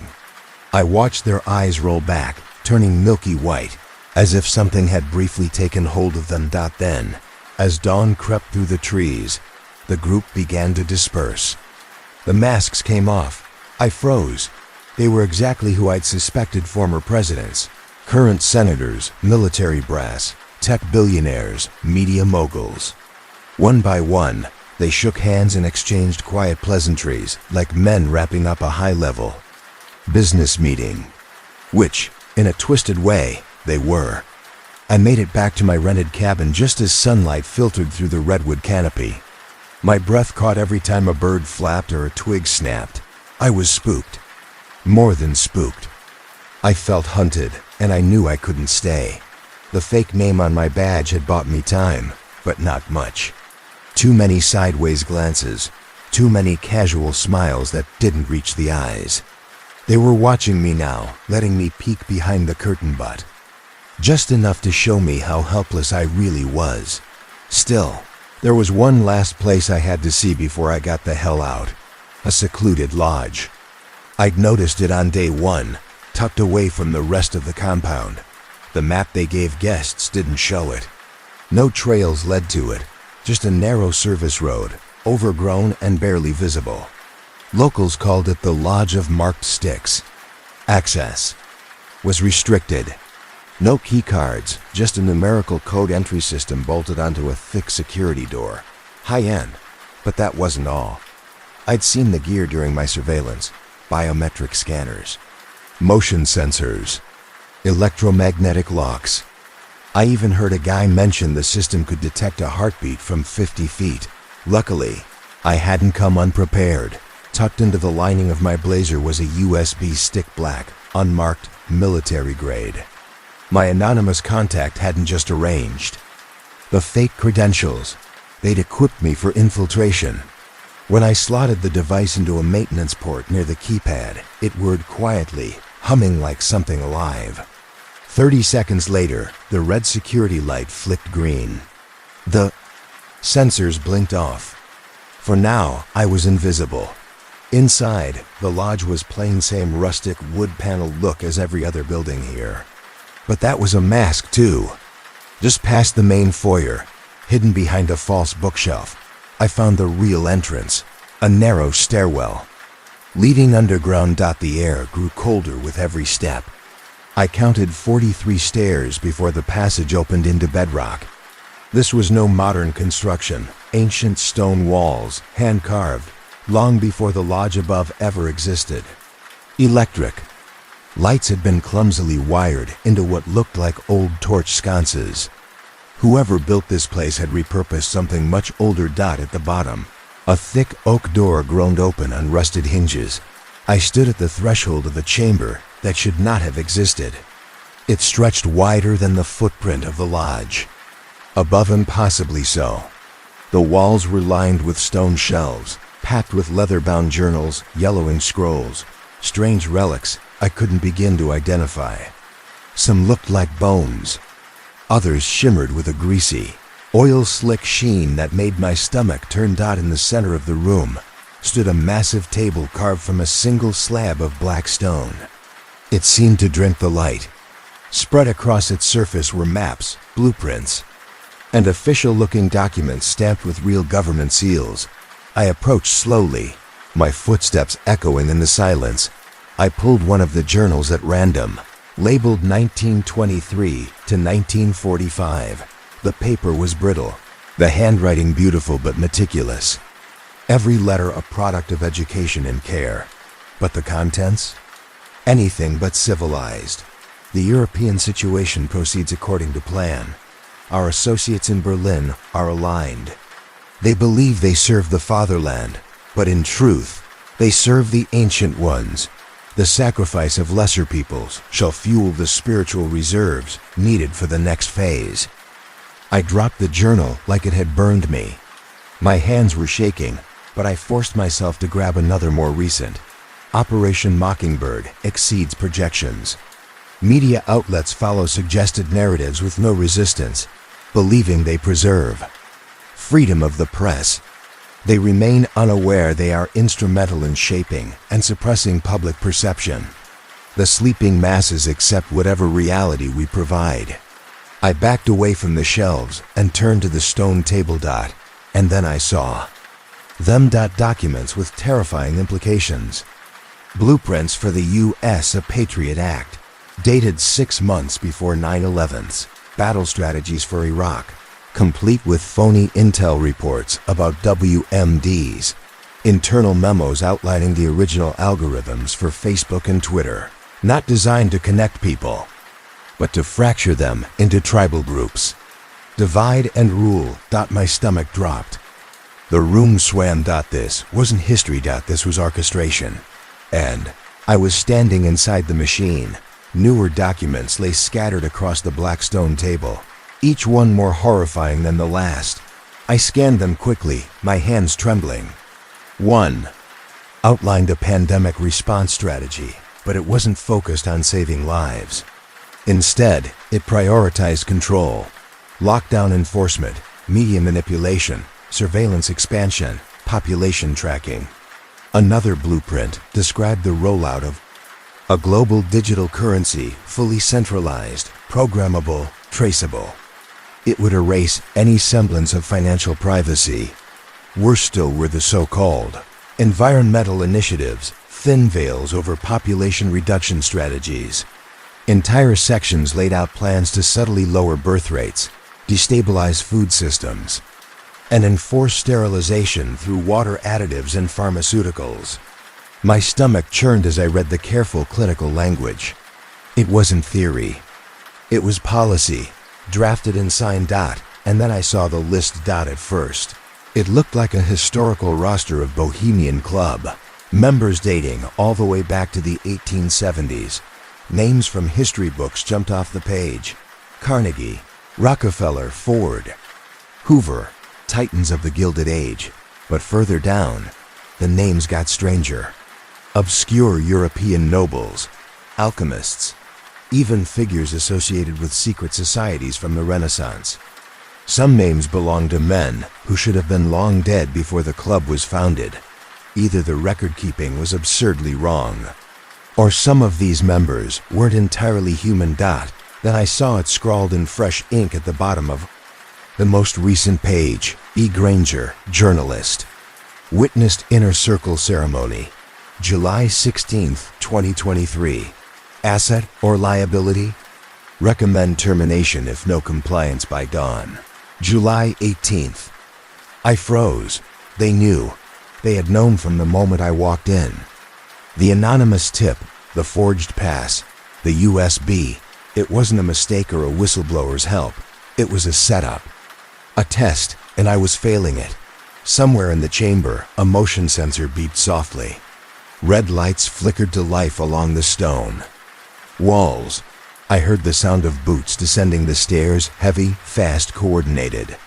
Voices followed, calm and clipped, the kind of precise, quiet communication used by trained military teams. I snatched up as many documents as I could and shoved them into my coat scrolls, maps, a journal, anything that might prove what I'd seen.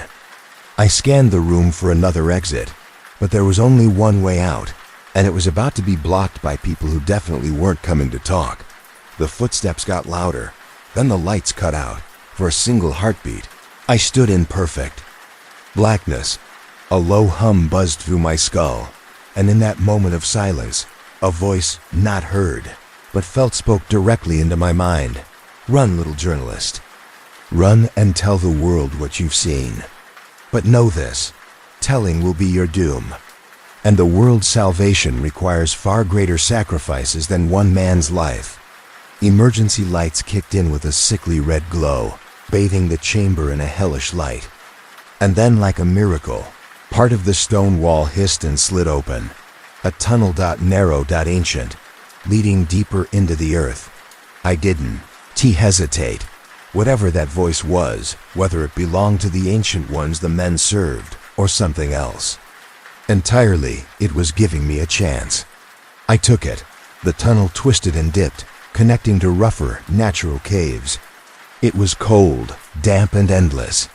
Symbols carved into the stone glowed faintly older versions of the ones I'd seen during the ceremony, worn smooth by time and repetition. Phosphorescent moss clung to the walls, casting just enough light to guide me. I could hear them behind me. Faint at first, muffled shouts, radio chatter, distant boots. But over time, the sounds grew fainter. Either they'd lost me, or they were unwilling to follow me into the deeper places. Hours passed, maybe more. My phone had no signal, no clock. I pressed on, driven by fear, and whatever instinct kept my feet moving forward. Eventually, the passage began to slope upward. I smelled damp leaves and fresh rain. Finally, a break in the rock, a narrow natural opening, hidden by vines. I emerged into the forest, miles from where I'd entered. The sky above was churning with storm clouds, and thunder rolled overhead. Thick raindrops began to fall, soaking me instantly. Good. It would cover my scent, blur my tracks. If I could reach my rental car before the security teams expanded their search, I might still make it out. But something was wrong. As I pushed through the underbrush, I saw them, figures moving through the trees. Not the tactical squads I expected. These things moved differently, too smooth, too coordinated. They wore the white owl masks from the ceremony, but those weren't masks anymore. Their bodies were almost human, almost. But the way they glided between the trees felt unnatural. Their eyes glowed with soft blue light, faint, but unmistakably real. Not reflection, not night vision. Something else. One of them turned its head toward me. "The journalist sees too much," it said, voice perfectly clear despite the thunder. Another figure stepped forward. "The ancient ones are displeased," it said, "but the compact must be honored. He was brought here for a reason. Let him carry the message. Let the outer world know what waits." I ran behind me. Laughter echoed through the woods, not chasing me, just playing with me. The sound of predators who knew they didn't have to hunt. They already owned the forest. I burst through the trees just as the storm broke in full. Wind whipped through the pines, and rain came down in sheets. I spotted my rental car at the edge of the trail, muddy, half hidden. I dove in, slammed the door shut, and didn't stop shaking until the engine turned over. The windshield was streaked with grime and frost as I drove through the night, sticking to back roads and steering clear of the highways. The stolen documents in my jacket pocket felt like they were burning a hole through my chest. I kept glancing at the rearview mirror, expecting headlights that never came. I thought I was safe. I thought I had made it out. I had evidence, real, solid proof of a conspiracy older and deeper than anything I'd ever imagined, hidden in the moss-covered shadows of a forest in Northern California. It wasn't just rumors or speculation anymore. I had photos, audio recordings, detailed notes, names, dates, rituals. I uploaded everything to an offshore server farm in Iceland. Multiple backups, anonymous distribution, military-grade encryption. I did everything right. But 6 hours later, every file was either corrupted or wiped completely. When I returned to my apartment from the internet cafe, the door was slightly open. Inside, it looked like a ghost had passed through. Everything was in its place, but nothing was the same. No signs of a break-in, no smashed windows. But my laptop was gone. My phone, backup drives, even the old digital camera I hadn't used in months vanished. They didn't take anything valuable in the usual sense. Just the truth. I checked the web. Every forum post I had made about the Grove was deleted within minutes. Alternative news sites that had replied to me with cautious interest suddenly went dead silent. Even obscure archives and mirrored caches were scrubbed clean, like they'd never existed. It was like someone had hit a reset button on reality. But the worst part, the thing I can't fight, are the dreams. They started the first night after I escaped. Every time I close my eyes, I see them, towering, tentacled beings coiled in dimensions we can't perceive, ancient things that don't walk or breathe or think the way we do. They feed on suffering, on fear, on surrender. In the dreams, they show me what they're building. Oceans black with oil and rot, swallowing cities like dead leaves in a gutter. Skies torn open by shrieking winds. The last of humanity crawling. On all fours, hollow-eyed and obedient, waiting for commands. And they whisper. They tell me I'm not brave, not a hero, not even a threat. I'm a vessel, a witness, a messenger. They let me see them because they wanted me to talk. Not to warn anyone. Warning suggests there's a chance to fight back. No, they want me to spread despair, to poison hope, to let the rot take root in others. Every person I tell, every word I write, feeds them. Not directly, but through the slow death of belief, of faith, of the fragile, stubborn light inside people that keeps them pushing forward. My story isn't resistance. It's bait. I'm typing this from a cheap motel room in Reno. I haven't stayed in one place longer than a few hours for the past 3 days. But it doesn't matter. They're not following me. They don't have to. Just me being alive, remembering what I saw, serves them. I thought I had infiltrated something, that I'd gotten in and out. But now I realize what happened in that forest wasn't a ritual for show. It was a ceremony, a welcome, a recruitment. I wasn't an intruder. I was an initiate. Tonight I'll head east, into the desert. Maybe I'll find a way to sever the connection, to break the cycle. Or maybe I'll vanish out there and let the truth rot with my bones. Either way, I won't let this message end on a lie. If you're reading this, if these words somehow slip through the cracks in their control, then hear me, really hear me. They don't burn away care. That's a euphemism. What they cremate is conscience. And every time those flames rise, the world grows colder, emptier, easier to claim. The fire in the grove doesn't die. It spreads, quiet, patient, consuming everything human until there's nothing left but shadows and something waiting inside them. Something old. Something hungry. And now I need you to come with me, just for a moment, into a different shadow. One cast decades ago, in the icy reaches of the Soviet Union. I want you to picture this. It's a winter night in 1959, deep in the Ural Mountains. The wind howls outside a tent pitched on a slope called Kolatsikal Dead Mountain. Inside, 9 young hikers laugh softly, jotting journal entries by flashlight. They're exhausted but in good spirits, planning their next day's trek. They don't know it yet, but this will be their last night alive. My name is James. I've spent weeks buried in case files, journals, and translated reports, trying to make sense of what happened on Mountain.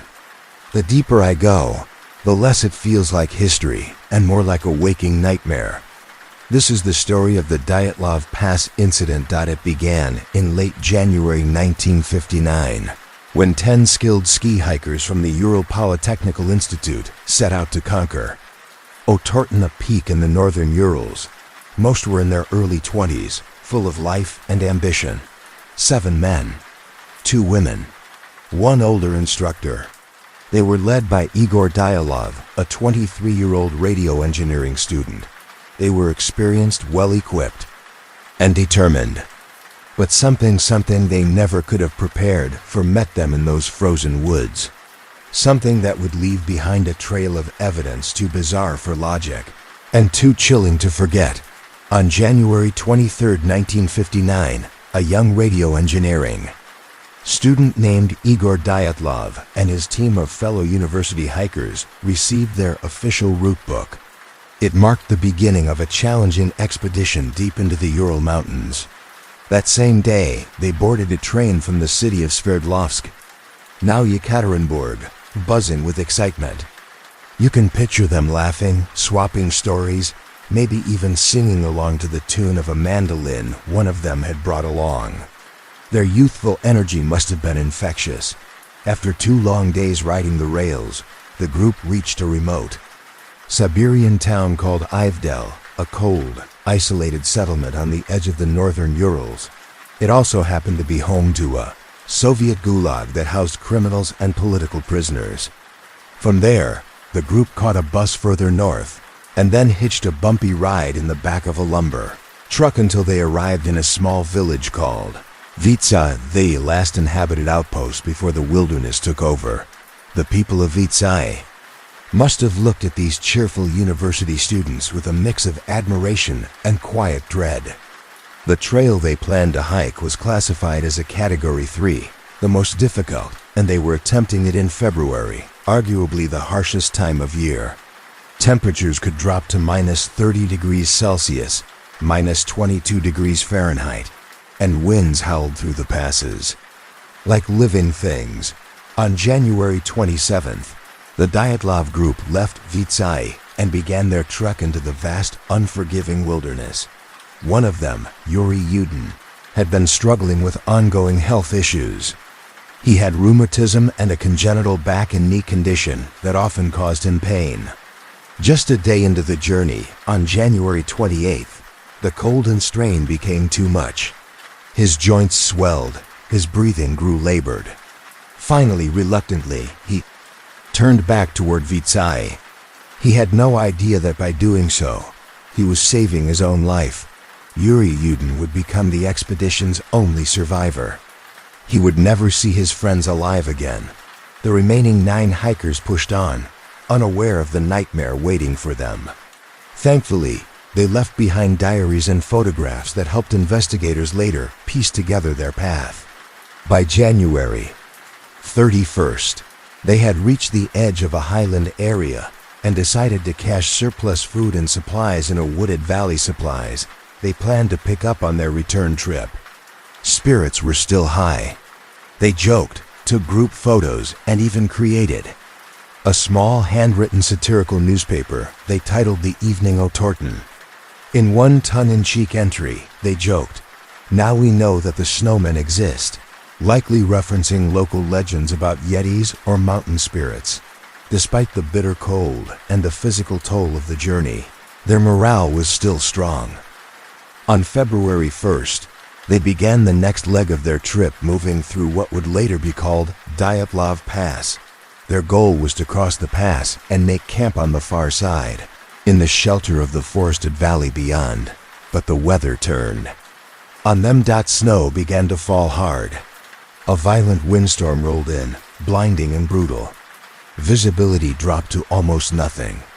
Somewhere along that barren slope, Dyatlov's team veered off course, unintentionally climbing the side of a mountain known to the local Mansi people as Kolatsiakal, which translates to Dead Mountain. By the time they realized their mistake, it was late afternoon. The wind howled like a warning, and the snow drove sideways in thick, stinging waves. The forest lay just 1.5 kilometers downhill, less than a mile, but Igor Gayalov made the call to stop right where they were. Maybe he didn't want to lose the elevation they'd gained. Or maybe he wanted to prove they could handle camping on an exposed slope in a blizzard. Either way, they pitched their tent there on the open, windswept slope of Dead Mountain, chopped into the snow to level a flat area, and set up their large, shared canvas tent. Temperatures that night were estimated to be around minus 20 degrees Celsius, and wind speeds could have easily exceeded 30 to 40 kilometers per hour. But inside the tent, they had shelter, they had warmth. Forensic analysis of their remains later revealed they had dinner around 6 or 7 p.m. One of the last photos recovered from their cameras shows the group smiling as they finished setting up camp in the fading twilight. That night, February 1st, would be their last. Sometime after midnight, something happened. Something no one expected. Something violent. We'll never know exactly what. There were no survivors to tell the tale. But the evidence left behind reads like the prologue to a horror film. The tent was found torn open from the inside, not from the outside, not by wind, not by animals. From within, the hikers had fled into the storm, barefoot and half-dressed, in the middle of the night. They left behind their boots, their coats, their hats, even vital tools and sleeping bags.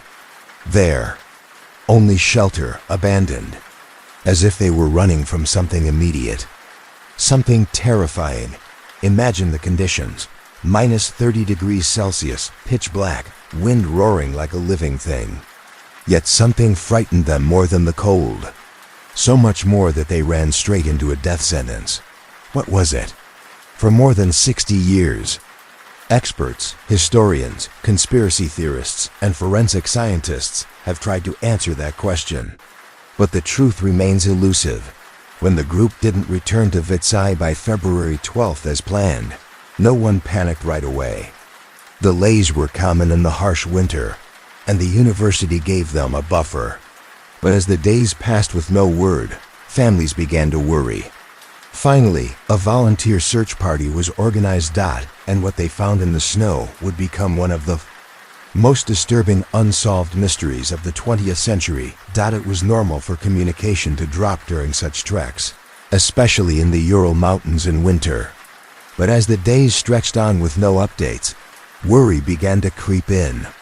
By February 20th, the families of the missing hikers had had enough. Panic replaced patience. They demanded a search and rescue operation.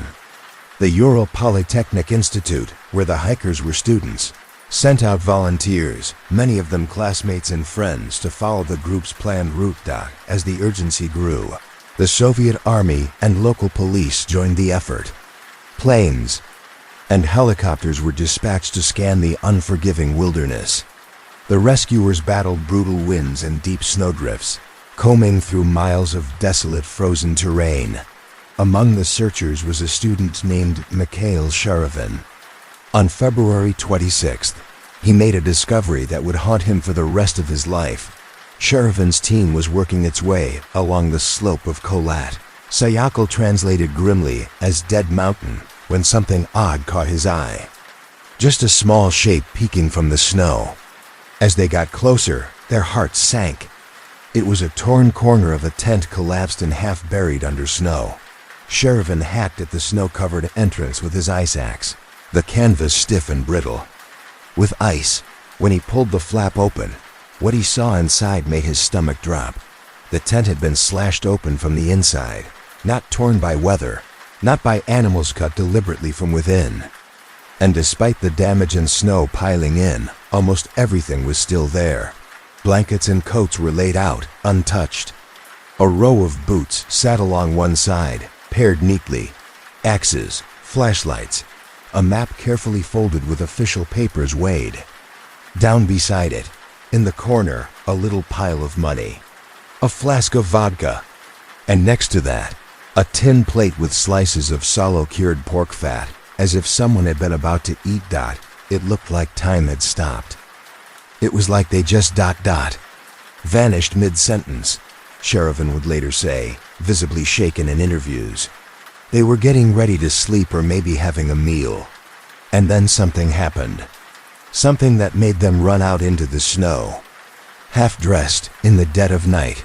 But what could cause seasoned hikers to flee into sub-zero cold without boots, without jackets, some not even wearing pants? Outside, the snow preserved more than just the tent. They found footprints, 9 sets, matching the number of hikers. The strange part? The tracks weren't frantic.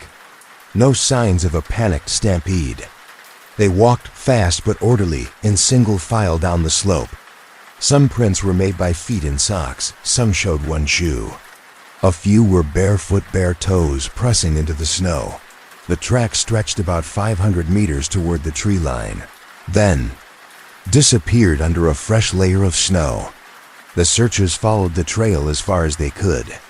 It was clear they'd headed straight for the forest, maybe looking for shelter, maybe regrouping. The rescuers were baffled. Why flee calmly into lethal cold, half naked, leaving behind food, gear, and warmth? With nightfall approaching and temperatures plummeting, the search team halted operations for the evening. No one spoke much around the fire that night. Whatever had happened to those hikers, it wasn't normal. The next morning, the team spread out again, combing the area beyond the tent and down into the trees. That's when they found the first bodies, under a massive Siberian cedar at the edge of the forest. Sheridan and the others came upon the charred remains of a small campfire. Nearby, 2 bodies lay in the snow: Yuri Doroshenko and Georgy Krivonishenko. The sight was horrifying. Both were barefoot, wearing only underwear. Their skin had turned a deep, dark red from frostbite. Krivonishenko had burns on parts of his legs and arms, as if he had gotten too close to the fire in desperation. Most disturbing of all, he was missing a piece of flesh from his hand. Later analysis confirmed it. He had bitten it off himself, possibly trying to stay awake, or trying to keep from screaming as his body froze.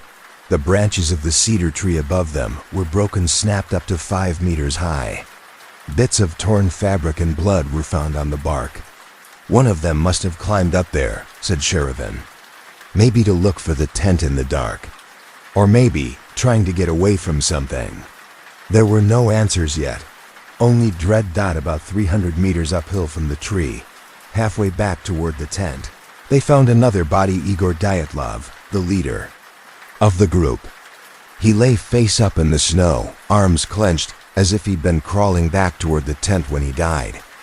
Dyatlov was more clothed than the others: a flannel shirt, a wool sweater, pants, but still no coat, no boots. Just socks on his frozen feet. The rescuers looked at each other, snowflakes melting against wide eyes and pale cheeks. None of it made sense.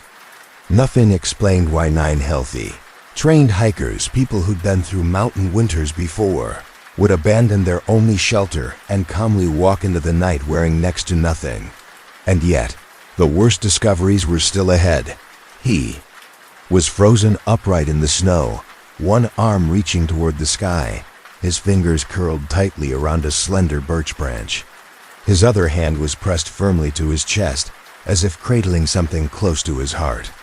Those who saw Igor Dyatlov's body said it looked like he had been trying to protect something. Maybe a photograph, a journal, something deeply personal. But when the search team examined him, there was nothing. No keepsake, no message. Just snow, ice, and that strange look on his face, serene, almost peaceful. His eyes were open, staring at the sky, as if he had made peace with whatever came. For him, not far from Dyatlov, they found another body: Zinaida Komogorova, or Zina, as her friends called her. She was just 22 years old, a strong and spirited student. She was better dressed than a goer, wearing 2 sweaters and 2 pairs of pants, but like the others, she had no boots, just socks pulled tightly over frostbitten feet. Her body was twisted slightly toward the tent, arms bent at the elbows and reaching forward, as if she had been crawling uphill in the snow, dragging herself with the last of her strength to get back to shelter. One detail disturbed the searchers deeply. Along her right side ran a long, dark red bruise, bright against the pale skin stretching from her waist up toward her ribs. It looked like the kind of mark left by a heavy blunt object, like the butt of a rifle or a baton. But there were no other major wounds, no broken bones, nothing to suggest she had been beaten repeatedly. Just that single savage mark and the tragic way her arms reached forward, frozen mid-struggle. It would take several more days, until March 5th, to find Rustam Slobodin, the last of the first 5 victims. He was discovered face down in the snow, about 480 meters from the cedar tree, roughly halfway between it and the tent. He was more warmly dressed than the others: a long-sleeved undershirt, a wool sweater, 2 pairs of pants, and 4 pairs of socks. A single felt-lined boot clung to his right foot. His left foot was covered only in a sock. His head was bare. His right hand was clenched around a small, closed-pocket knife. When they performed the autopsy, doctors discovered a 7-inch-long fracture on his skull, an injury from a powerful blunt force impact, but it wasn't a fatal wound. The medical examiner believed he could have survived the head injury for at least an hour, possibly longer. That meant he had kept moving, kept struggling, perhaps even tried to help the others, all while slowly freezing to death. Like Dyatlov, Zina, Doroshenko, and Krivonishenko, Rustam Slobodin had died of hypothermia. Despite the chilling injuries, there were no signs of a life-threatening external assault on any of the five. One eerie detail stuck in everyone's minds. Slobodin's watch had stopped at exactly 8:45, but no one could say if that was morning, or evening, or even which day. It had stopped. It was as if time itself had frozen with him. And then there was Yuri Yudin, the lone survivor, the one who had turned back early in the trek due to illness. Authorities called him in to help identify the bodies. One by one, he looked at the frozen, contorted remains of his friends and classmates.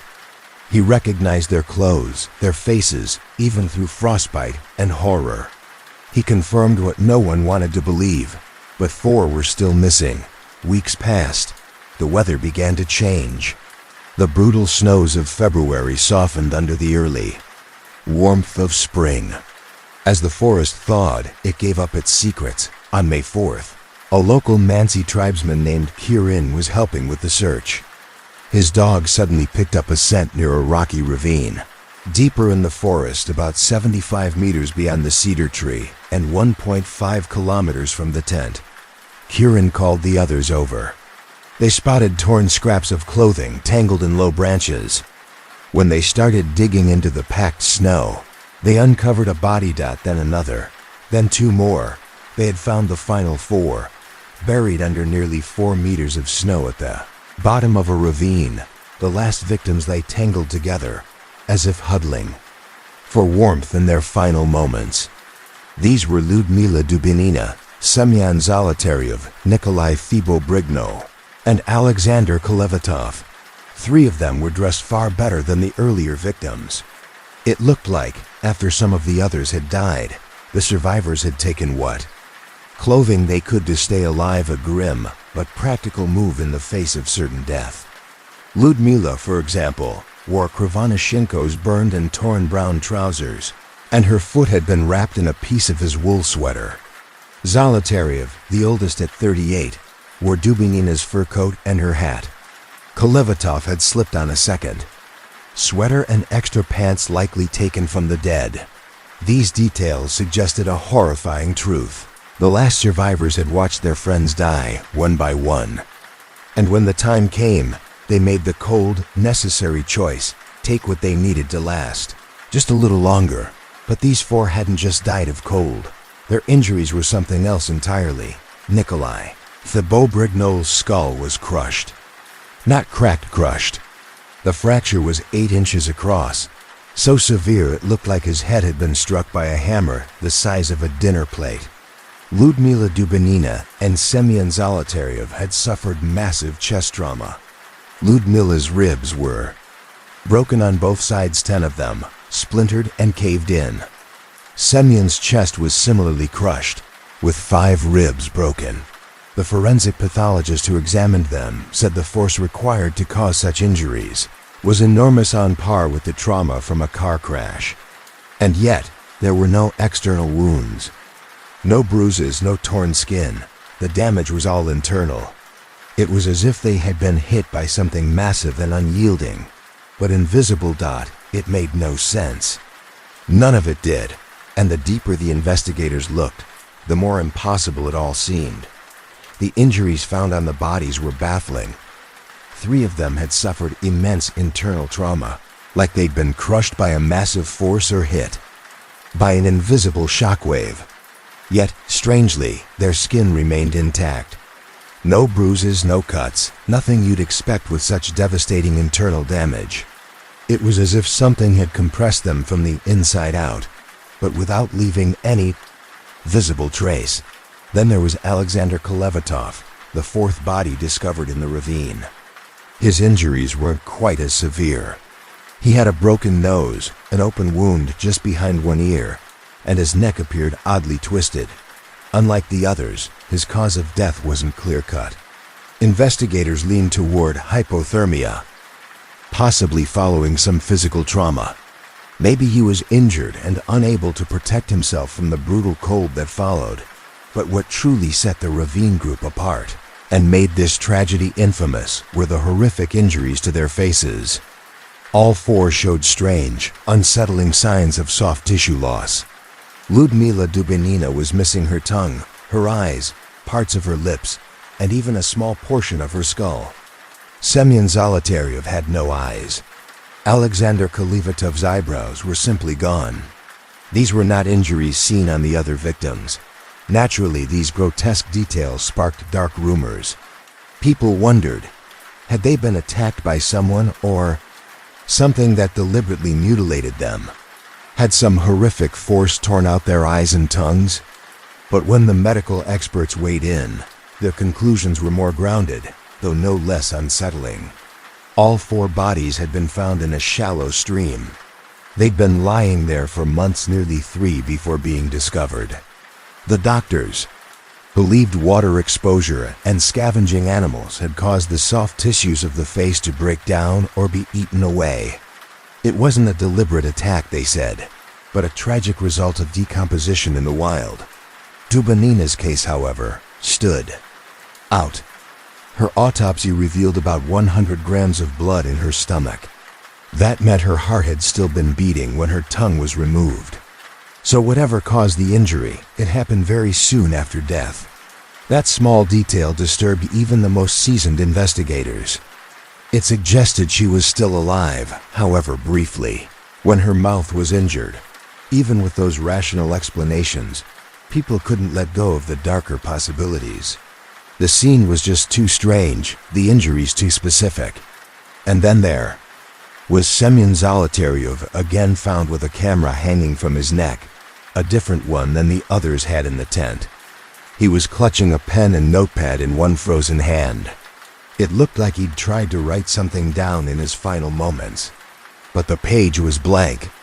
He hadn't managed to write a single word. In 1959, investigators were grasping at straws. A criminal inquest was opened simply because of the severity of the injuries. One early theory was that the local Mansi people, indigenous reindeer herders, had attacked the hikers for trespassing on sacred land, but that idea didn't hold water. The only footprints in the area were from the hikers themselves. There was no evidence of a struggle, no sign anyone else had even been there. In fact, the Mansi people had helped in the search and had a long history of peaceful interactions with hikers. The next theory was an avalanche. It made some sense. Sudden panic, people fleeing the tent half-dressed. But again, the evidence didn't fit. The tent had been slashed from the inside, and the footprints outside were clear and orderly, not the chaotic scramble you'd expect from a snowslide. And no debris or snow displacement supported the avalanche theory. Investigators reluctantly ruled it out. An animal attack? That was considered too, but again, there were no claw or bite marks, no tracks, and the injuries didn't match any known predator behavior. Eventually, the Soviet authorities came to a grim conclusion: no other humans were responsible. One of the forensic doctors even said, the force that caused these injuries could not have come from a human. It was beyond anything a person could inflict. Then, just when things couldn't get stranger, a bizarre Cold War twist surfaced. During forensic testing, unusually high levels of radiation were discovered on some of the hikers' clothes. Dubinina's brown sweater and Yuri Krivonischenko's wool pants were both radioactive. That raised more questions. Why would hikers in the remote Ural Mountains have contaminated clothing? The answer, it turned out, might have been hidden in their pasts. Krivonischenko had worked at the Mayak nuclear facility and helped clean up. The 1957 Kishtim disaster, one of the worst nuclear accidents in history. It was possible his clothes were still carrying residual contamination from that incident. Alexander Kalivatov had studied nuclear physics and worked at a top-secret institute in Moscow. Radiation from his work might have lingered on his belongings as well. So maybe the radiation had nothing to do with what happened on the mountain. Maybe it was just a strange coincidence, but to the families and to the public, it wasn't so easy to accept. Some of the relatives claimed that when the bodies were returned, the skin on their loved ones looked unnaturally tanned. Some said the hair had turned gray. Whether this was true or distorted by grief and fear, It only added fuel to the idea that something unnatural had happened, something hidden, even though the official explanation leaned toward natural forces and tragic circumstance. The mystery of what really happened to the Dyatlov group refused to die. There were too many unanswered questions, too many strange details, and too much silence from the authorities. The deep tan on the hikers' bodies, officials said, was nothing mysterious, just a natural result of mummification. Weeks of exposure to sun, wind, and freezing temperatures can dry out the skin and darken it significantly. As for the grayish hair some relatives mentioned, experts explained that hair can change color after death, especially under the effects of exposure or the chemicals used during embalming. But to grieving families in 1959, those explanations didn't bring peace. Orange skin, radioactive clothing, eyeless bodies. In the shadows of a tightly controlled Soviet regime, it all sounded like the stuff of science fiction or a cover-up. And no one was offering anything better. By May of that year, the official investigation was winding down. Pressure was mounting from higher authorities, and the lead investigator, Lev Ivanov, was told to wrap things up. In his final report, he wrote that the group had died due to the effects of an unknown compelling force. That was it. A vague, catch-all phrase that explained nothing but admitted everything. They simply didn't know. Or couldn't say. No suspects, no charges, no answers. The case was closed. The files were stamped secret and locked away in a Soviet archive. The area where the hikers died, now known as Dyatlov Pass, was declared off-limits for the next 3 years. Officially, this was to prevent any more tragedies. Unofficially, many believe it was a deliberate move to keep curious eyes away. The phrase compelling natural force became infamous. It sounded scientific, but said nothing. It only made people wonder more. Imagine being the parent of one of those 9 young people. Zina Kolmogorov's mother, Igor Dyatlov's parents. They were told very little. In fact, several families received quiet warnings. Officials came to their homes and in low voices said things like, "You will never know the truth, so stop asking questions." And in the Soviet Union of 1959, that wasn't just advice. It was a threat.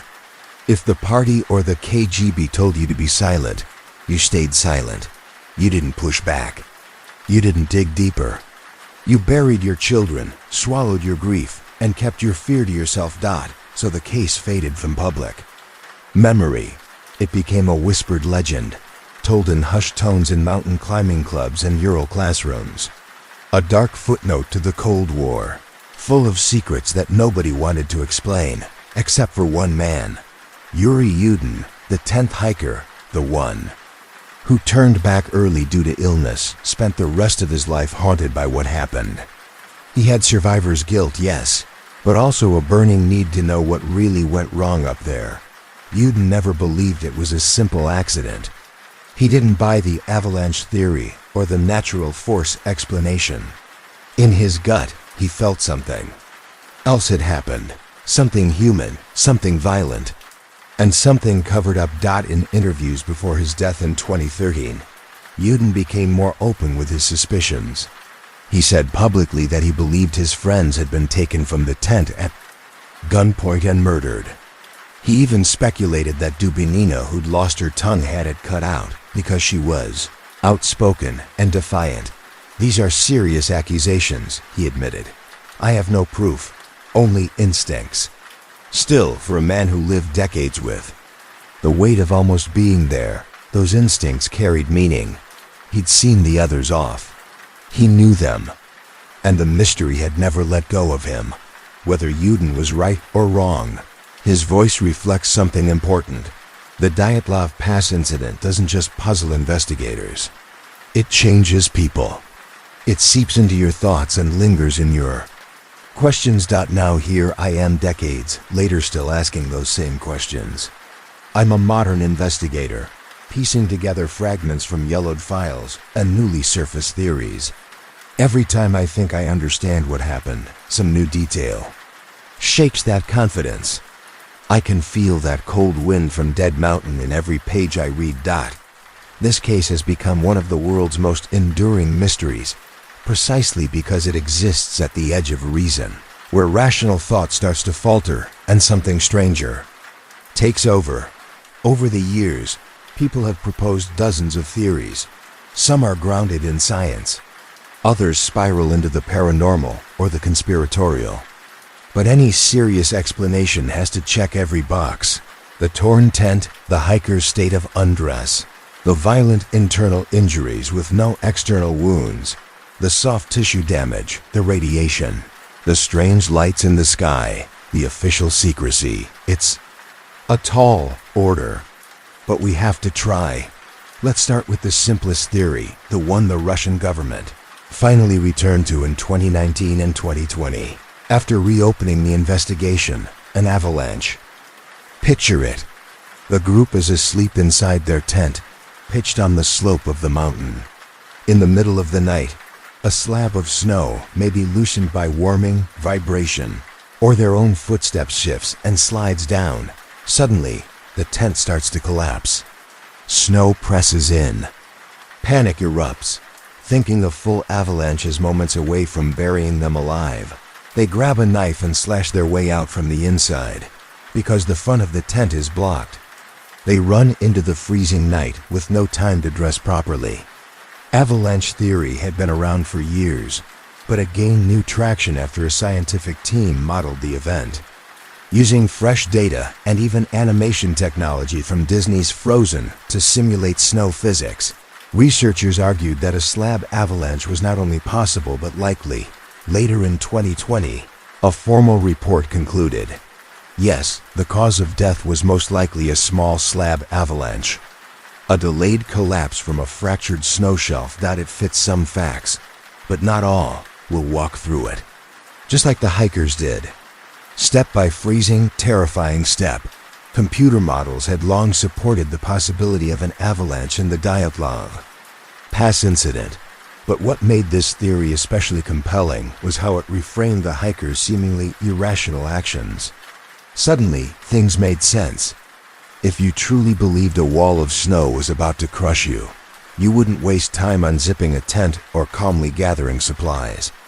You'd panic, but you'd also act fast. And that's exactly what the Dyatlov group appeared to have done. Theory goes like this. A slab of snow perhaps loosened by wind or by heat from the group's stove shifted, causing loud cracks and deep thunderous rumbles.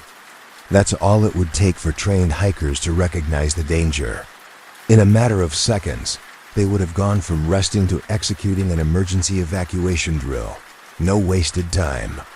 They cut open the side of their tent, not because they were confused or disoriented, but because the front exit was partially blocked or buried. They didn't stop for boots or heavy gear. There was no time. Dressed in little more than thermals and socks, they ran toward the tree line, about a mile downhill. The only area far enough from the slope to avoid being swept away if a larger slide followed. Once in the forest, the group did everything a survival manual would recommend. They tried to build a fire beneath the cedar trees. Evidence of this fire was later found: burned branches, charred bark. They even began digging a snow shelter into a ravine, perhaps thinking they'd wait out the night there. On the floor of the snow cave, searchers later discovered neatly arranged branches laid out deliberately. These weren't the actions of panicked fools. They were survivalists fighting against impossible odds. My name is Cal Monroe. I'm 33. Used to be an avionics tech in the Air Force. These days, I fix complicated flying machines for people who prefer their projects off the books. Some fly, some shouldn't. A few should never fly at all. I've seen stealth drones that move, like birds, aircraft without any visible propulsion, and once, something that looked like it was grown, not built. After 5 years contracting, I thought I'd seen every weird corner of the military-industrial complex. I was wrong. It started on a Tuesday morning in March. My phone rang unknown number. I almost let it go to voicemail. Instead, I picked up. The voice was sharp, calm, trained. Mr. Monroe, this is Dr. Sarah Chun. I represent a joint task force conducting classified operations research. Your security clearance and technical background have placed you on our list for a temporary but critical assignment. I'd heard pitches like this before. Black budget work, need to know, lots of red tape, lots of money. But something in her voice felt different, not cold, nervous, tight, like someone trying not to let their fear leak through. Where and when? I asked. Location will be disclosed upon acceptance. Duration, 2 weeks. Compensation, $50,000. Plus hazard pay. That stopped me. 50 grand for 2 weeks? Yes, red flags, flares, klaxons, every part of me should have backed away. But divorce is expensive, and I hadn't made a $50K haul in months. I'm listening, I said. 2 hours later, a courier knocked on my door. The paperwork was unlike anything I'd signed before. The NDA displayed on a digital tablet, 60 seconds to read, then itself erased. I had to go through biometric scans, voice verification, and even a brief psych test. One question asked if I'd ever experienced temporal displacement.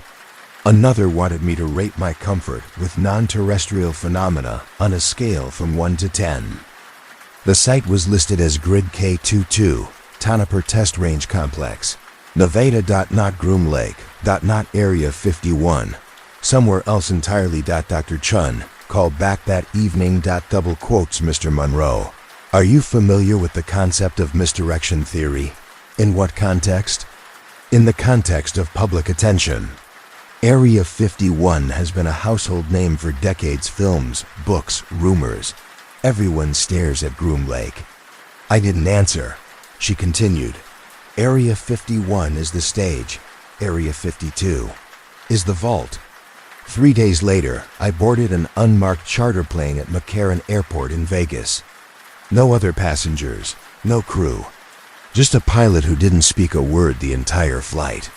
We left behind casinos and desert towns, flying over mountains that looked like waves frozen mid-collapse. Then we landed on a strip that didn't exist on any map I'd ever seen. A black SUV was waiting, engine running. The man behind the wheel didn't need to introduce himself. Military, obviously. Crew cut, stone face, restless eyes. He handed me a rugged tablet with a single file open on it. Assignment brief, temporary clearance, UMBR, A. Umbra. I asked. Above top secret, he said. His voice was gravel and smoke. You'll be working with 3 other contractors. Your job, maintain power grid integrity for Zone Echo 9. Don't ask what's in Echo 9. Don't go near Echo 9. Don't talk about Echo 9. Ever. We drove for 20 minutes. No roads, just faint tire tracks and sand. The terrain looked like a dead planet. No trees, no scrub, just rock and wind-carved dust. Then, in the middle of nowhere, we pulled up to what looked like an oversized shipping container, half sunk into the earth. I noticed the air felt thick, like standing too close to an old CRT monitor, where something hums behind your ears but you can't quite hear it. Something about the ground, the way the sky seemed to warp at the edges, it made my stomach twist. Welcome to Tonopur, the driver said, unlocking the blast door. Whatever was inside Zone Echo 9, it wasn't meant to be found. And I was starting to wonder if it was even meant to be understood. That it looked like a mining operation at first. Corrugated metal buildings scattered across the red dust, a few trucks idling in the sun, and an industrial elevator shaft plunging into the side of the mountain. But it wasn't a mine. Not really. The elevator was bizarre. No buttons, no floor numbers, no control panel at all. Just smooth, metallic walls that vibrated faintly with a low hum, like a tuning fork struck in a vacuum. The military escort beside me never gave his name, never spoke, stood perfectly still as the elevator began its slow descent. We didn't stop. Level after level passed. I counted 19 before the movement ceased. The doors slid open with a soft hiss, revealing a corridor that looked like it had been designed by someone who only understood the world through science fiction films. White polished walls, soft LED strips running in straight lines along the ceiling, and a silence so complete it pressed against your ears. The air smelled sterile and charged ozone, mostly, but under that was something faint and disturbing. Like meat left out too long, something organic, something wrong. We entered a room that passed for a briefing area. There were already 3 people waiting, contractors like me. Maria Santos, a sharp-eyed electrical engineer from Lockheed, offered a quick nod. Tom Brady, yeah, that was his actual name, and yes, he clarified that he wasn't that Tom Brady, was a systems analyst from Raytheon. And then there was Jennifer Walsh. Her credentials were so blacked out, she couldn't legally tell us who she'd worked for. She just gave a polite smile and avoided eye contact. The man who briefed us introduced himself as Director Hayes. He had the look of someone who hadn't slept in weeks, but remembered everything he'd ever seen. Tall, silver-haired, unreadable. "Ladies and gentlemen," he said, hands clasped behind his back. "You are here to maintain critical infrastructure for something called Project Chiros. The specifics of that project are not your concern. Your job is simple. Ensure uninterrupted power flow to Zone Echo 9 and report any anomalies immediately." Tom raised a hand. What kind of anomaly should we expect? Hayes fixed him with a long stare, blank but heavy. "The kind you don't ask questions about, Mr. Brady." That shut Tom up. Hayes led us down a maze of corridors to what he called the technical sector. It looked like the bridge of a spaceship, racks of servers, blinking lights, polished interfaces. At the center of it all was a giant power hub, humming like a sleeping beast. "Zone Echo 9 requires a constant power supply," Hayes said. "Any disruption over 30 seconds triggers automatic lockdown procedures." "Why 30 seconds? Jennifer asked. Hayes turned to her slowly, giving her the same cold stare. "Because, Ms. Walsh, lockdown procedures have never been tested, and we'd like to keep it that way." My shift started at midnight. The night crew was just me and Jennifer. Maria and Tom handled daytime operations. At night, the complex felt different. Sounds echoed strangely, bouncing off the walls and disappearing in directions they shouldn't. Shadows lingered longer than they should, and there was a vibration under the floor, deep and constant, like something massive turning in its sleep. It was subtle, you had to really stop and listen, but I noticed it. I always noticed things. The power readings for Echo 9 didn't make sense. Nearly a megawatt draw nonstop. But the pattern was off. Spikes and drops like someone was breathing through the grid. No rhythm, no logic. Just fluctuations that reminded me more of a living pulse than machine behavior. Jennifer monitored the feed's 12 screens covering corridors, storage bays, sealed access points. Everything looked quiet, except Echo 9. I leaned closer to one of the screens. Something was off. "Hey Jen," I said, pointing at monitor 7. "You seeing this glitch?" She looked up. "What glitch?" "Echo 9 camera. It's looping." "Same. 6 seconds on repeat. Look." She frowned, tapped at her console. "System shows normal output, no faults." But I saw it clearly. A security guard walking past the same door, same posture, same timing, every 6 seconds. Like a GIF stuck on repeat. I tried to brush it off. Maybe a software bug. Maybe a backup feed. Then came the third night. My workstation's temperature started fluctuating. First, freezing, I could see my breath. Then, stifling hot, like the air was pressing down on me. I checked HVAC diagnostics. Everything read normal. I started pacing. That's when I noticed something etched into the side of one of the server racks. Symbols. They weren't there the night before. I was sure of it. At first glance, they looked like circuit diagrams, but the lines curved wrong, too fluid, too natural. like someone had mimicked electronics with veins and nerves, instead of copper and silicon. I was examining them with my flashlight when Jennifer suddenly gasped. "Cal," she said, voice tight. "You need to see this." I hurried over. One of the Echo 9 hallway feeds had changed. The loop was gone. Now, the hallway was empty. The same one as before, but this time, the door at the end was slowly opening. "That door's not supposed to open," Jennifer whispered. Leaning in. From behind the door came something impossible movement that wasn't walking. It poured out like liquid, gleaming and shifting. Light moved around it like it was bending space itself. There were no edges, no shape, just motion and shimmer, like looking at heat waves underwater.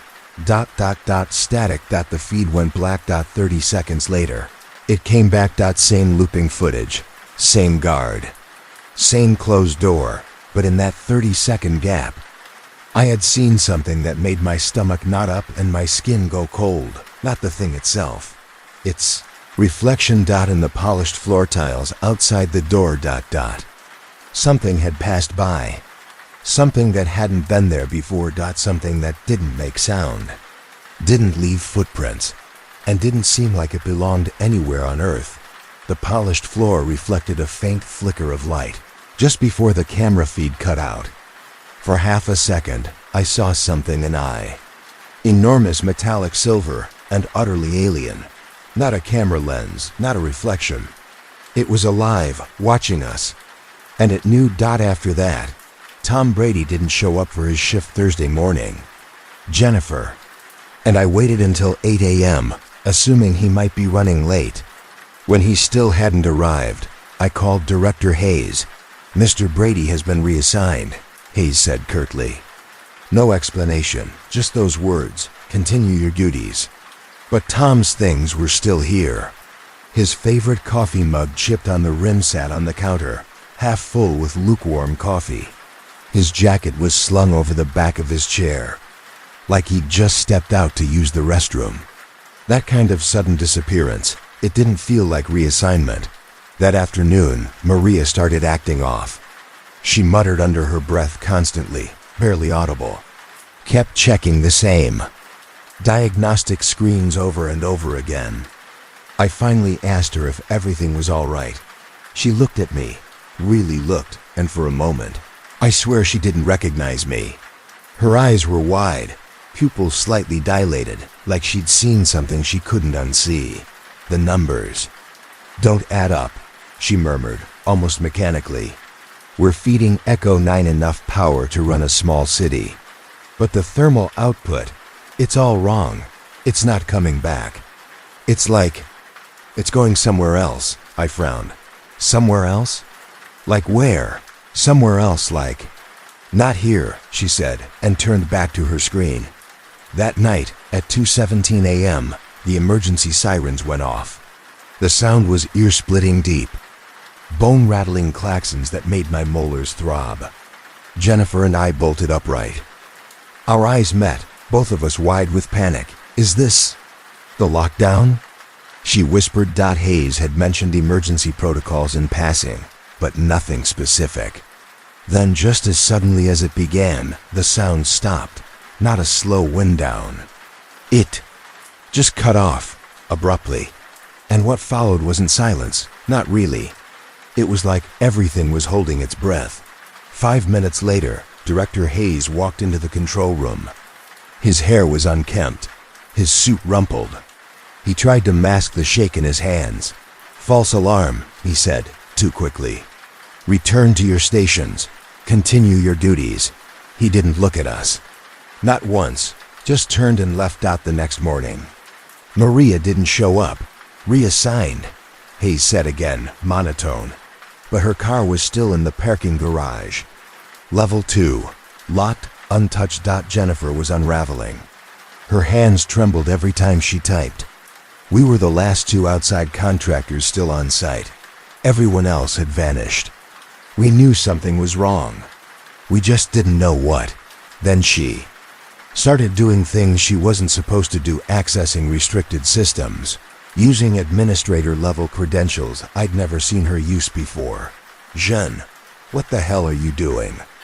I asked one night as I caught her bypassing another firewall. She didn't stop typing. Finding answers, she said quietly. Tom gave me his access codes before he disappeared. He said ... Something's wrong with the whole project. Her fingers flew across the keyboard. Then she opened up a batch of internal communications, memos and logs marked with classification stamps I'd never even heard of. Umbra clear, majestic, zodiac, and then just ... symbols, runes. Almost. One document froze me. Project Chiros. Phase 3. Implementation SDA to use the bioconductive interface has exceeded all expectations. Subject demonstrates rapid adaptation to containment protocols and has begun influencing local electromagnetic fields. Recommend immediate escalation of consciousness mapping procedures. Bioconductive interface, I muttered. That thing in Echo 9? It's not a machine, Jennifer said. Her voice was cold now. It's alive, and we're feeding it. Another file dated 3 days earlier made my blood run cold. Minor containment fluctuation at 0217 hours. Subject achieved brief sensory extension beyond Echo 9 barriers. Security protocols held, but recommend enhanced isolation measures. Note: 3 personnel reported temporal displacement sensations during the event. Temporal displacement? I whispered. You mean ... time distortion? The looping camera feeds, Jennifer said. The voices we hear but can't trace. The people vanishing. It's all connected. She dug deeper. And what she uncovered felt like peeling back a scab to find something festering underneath. A memo, older, titled Operation Mirror Veil. Historical context. Analysis of recovered material suggests extra-dimensional rather than extraterrestrial. Origin. Entities exist outside linear temporal experience and demonstrate the ability to manipulate local space-time fabric. Primary subject may not be an individual organism, but a projection or echo of a larger consciousness existing in parallel. Dimensional space. They're not aliens, Jennifer said. They're not even from anywhere we'd understand. Another line stood out, highlighted in red. Prolonged exposure to subject may result in consciousness fragmentation, temporal perception anomalies, and in extreme cases, complete displacement from baseline reality. Personnel experiencing symptoms should report immediately for neural recalibration. Neural recalibration, I said, my throat dry. That's what happened to Tom and Maria. They didn't get reassigned. They ... broke. Jennifer hovered over my shoulder. I felt her breath catch. Cal, she whispered. Look at the date on this last document. It was dated 6 months in the future. We were reading logs from the future. I stared at her. That's not possible. She didn't say anything, just clicked deeper into the database. Somewhere in the older archives, buried beneath encrypted folders, she found references to something even more disturbing. Operation Mirror Veil, the foundation for Project Chiros. It dated back to the 1970s. That meant the government had known for decades, and whatever Echo 9 really was. We were just scratching the surface. Jennifer and I were in the middle of decrypting a classified report when she leaned back and whispered, I found something, a story. From 1978. You need to read this. It wasn't just a story, it was a record. One that made my skin crawl and my blood turn to ice. In 1978, a geological survey team stationed near Tonopur began recording unusual seismic activity. Not earthquakes, there were no faults, no tectonic shifts. These were tremors, subtle but rhythmic, following patterns that lined up more with advanced mathematics than natural processes. Our eyes met, both of us wide with panic. Is this the lockdown? She whispered. Hayes had mentioned emergency protocols in passing, but nothing specific. Then just as suddenly as it began, the sound stopped, not a slow wind down. It just cut off, abruptly. And what followed wasn't silence, not really. It was like everything was holding its breath. 5 minutes later, Director Hayes walked into the control room. His hair was unkempt, his suit rumpled. He tried to mask the shake in his hands. "False alarm," he said, too quickly. "Return to your stations. Continue your duties." He didn't look at us. Not once, just turned and left. The next morning. Maria didn't show up. "Reassigned," Hayes said again, monotone. But her car was still in the parking garage. Level 2, locked, untouched. Jennifer was unraveling. Her hands trembled every time she typed. We were the last 2 outside contractors still on site. Everyone else had vanished. We knew something was wrong. We just didn't know what. Then she started doing things she wasn't supposed to do, accessing restricted systems, using administrator-level credentials I'd never seen her use before. "Jeanne, what the hell are you doing?" I asked one night as I caught her bypassing another firewall. She didn't stop typing. "Finding answers," she said quietly. "Tom gave me his access codes before he disappeared." He said ... "Something's wrong with the whole project." Her fingers flew across the keyboard. Then she opened up a batch of internal communications, memos and logs marked with classification stamps I'd never even heard of. Umbra clear, majestic, zodiac, and then just ... symbols, runes. Almost. One document froze me. Project Chiros. Phase 3. Implementation. SDADU as the bioconductive interface has exceeded all expectations. Subject demonstrates rapid adaptation to containment protocols and has begun influencing local electromagnetic fields. Recommend immediate escalation of consciousness mapping procedures. Bioconductive interface, I muttered. That thing in Echo 9? "It's not a machine," Jennifer said. Her voice was cold now. "It's alive. And we're feeding it." Another file dated 3 days earlier made my blood run cold. Minor containment fluctuation at 0217 hours. Subject achieved brief sensory extension beyond Echo 9 barriers. Security protocols held, but recommend enhanced isolation measures. Note: 3 personnel reported temporal displacement sensations during the event. "Temporal displacement?" I whispered. "You mean ... time distortion?" "The looping camera feeds," Jennifer said. "The voices we hear but can't trace. The people vanishing. It's all connected." She dug deeper. And what she uncovered felt like peeling back a scab to find something festering underneath. A memo, older, titled Operation Mirror Veil. Historical context.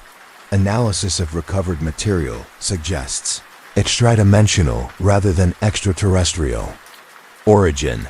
Entities exist outside linear temporal experience and demonstrate the ability to manipulate local space-time fabric. Primary subject may not be an individual organism, but a projection or echo of a larger consciousness existing in parallel. Dimensional space. "They're not aliens," Jennifer said. "They're not even from anywhere we'd understand." Another line stood out, highlighted in red. Prolonged exposure to subject may result in consciousness fragmentation, temporal perception anomalies, and in extreme cases, complete displacement from baseline reality. Personnel experiencing symptoms should report immediately for neural recalibration. "Neural recalibration," I said, my throat dry. "That's what happened to Tom and Maria. They didn't get reassigned. They ... broke." Jennifer hovered over my shoulder. I felt her breath catch. "Cal," she whispered, "look at the date on this last document." It was dated 6 months in the future. We were reading logs from the future. I stared at her. "That's not possible." She didn't say anything, just clicked deeper into the database. Somewhere in the older archives, buried beneath encrypted folders, she found references to something even more disturbing: Operation Mirror Veil, the foundation for Project Chiros. It dated back to the 1970s. That meant the government had known for decades, and whatever Echo 9 really was.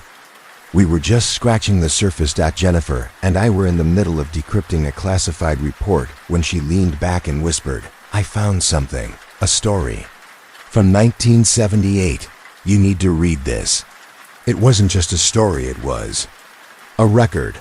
One that made my skin crawl and my blood turn to ice. In 1978, a geological survey team stationed near Tonopur began recording unusual seismic activity. Not earthquakes, there were no faults, no tectonic shifts. These were tremors, subtle but rhythmic, following patterns that lined up more with advanced mathematics than natural processes. When the team brought in ground-penetrating radar to investigate, they discovered an anomaly. Roughly 200 feet beneath the mountain, there was a void, but it wasn't just empty space. When they drilled down, they discovered the impossible. The space inside the void was larger than the area it occupied, bigger on the inside. The first recovery team descended into it and brought back samples of what they believed to be exotic, matter-strange materials that didn't obey the known laws of physics.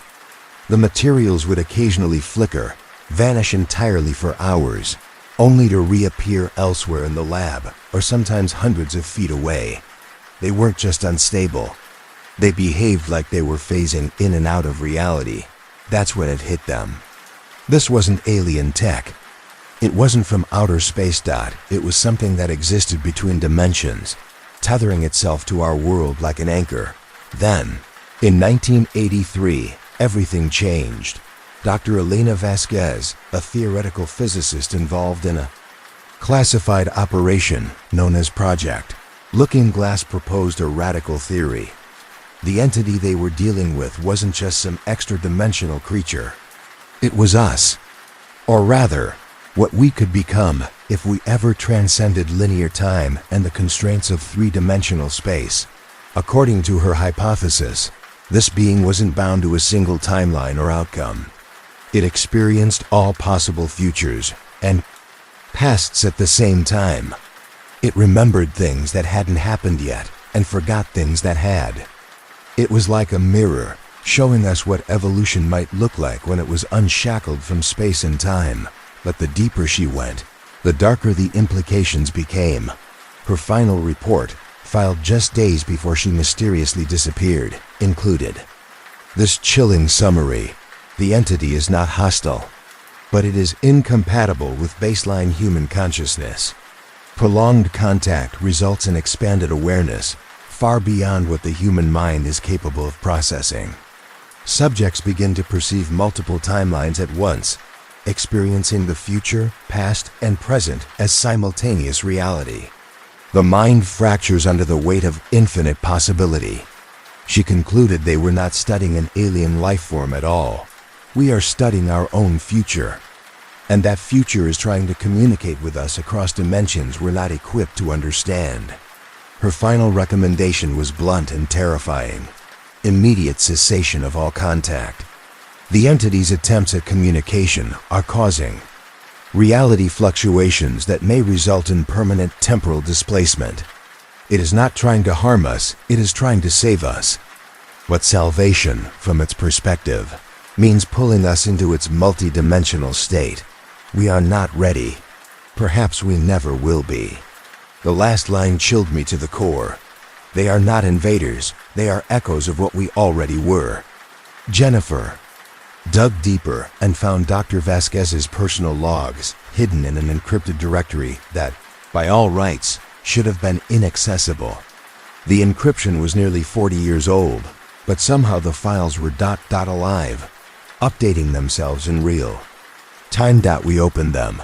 Day 1, first contact initiated. Entity communicates via direct neural projection. I see myself, but not myself. Variations of Elena Vasquez across parallel timelines. In one, I'm a teacher. In another, I died at 6. In a third, I'm something else entirely, something beyond. Human. Day 3, time displacement events increasing. Experienced memories of conversations that haven't occurred yet. Entity is teaching me to perceive non-linear causality. It's beautiful. It's overwhelming. Day 7, I understand now. They're not from there because there is no there.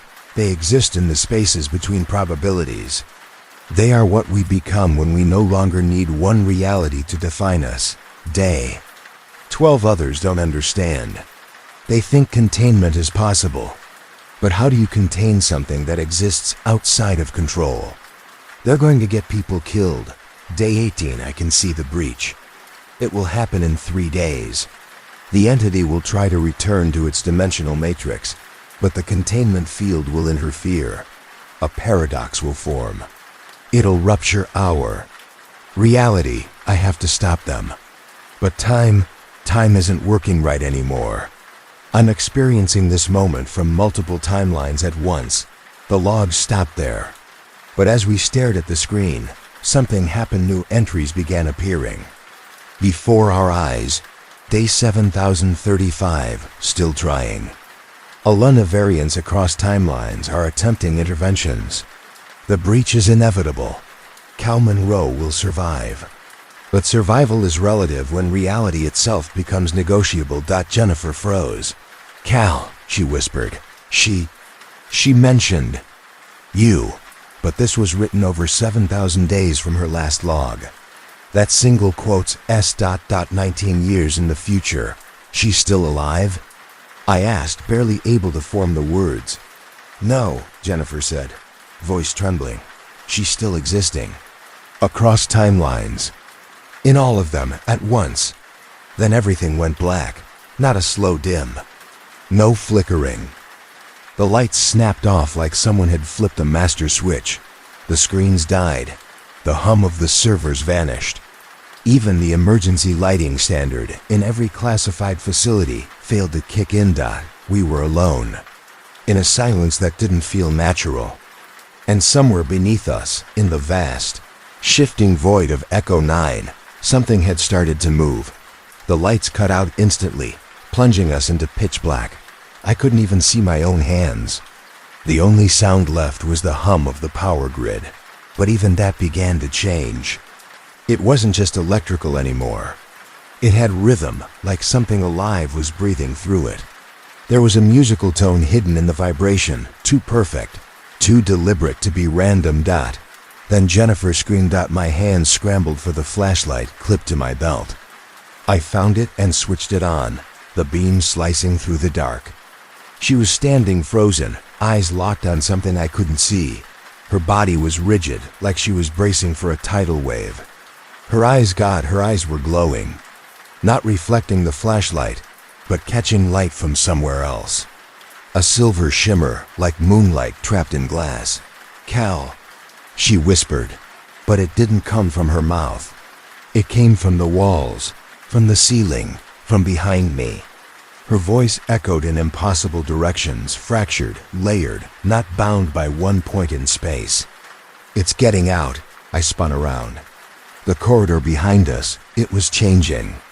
The smooth walls began to ripple and pulse like water caught in slow motion. They expanded, contracted, stretched like they were breathing. Something was moving within them.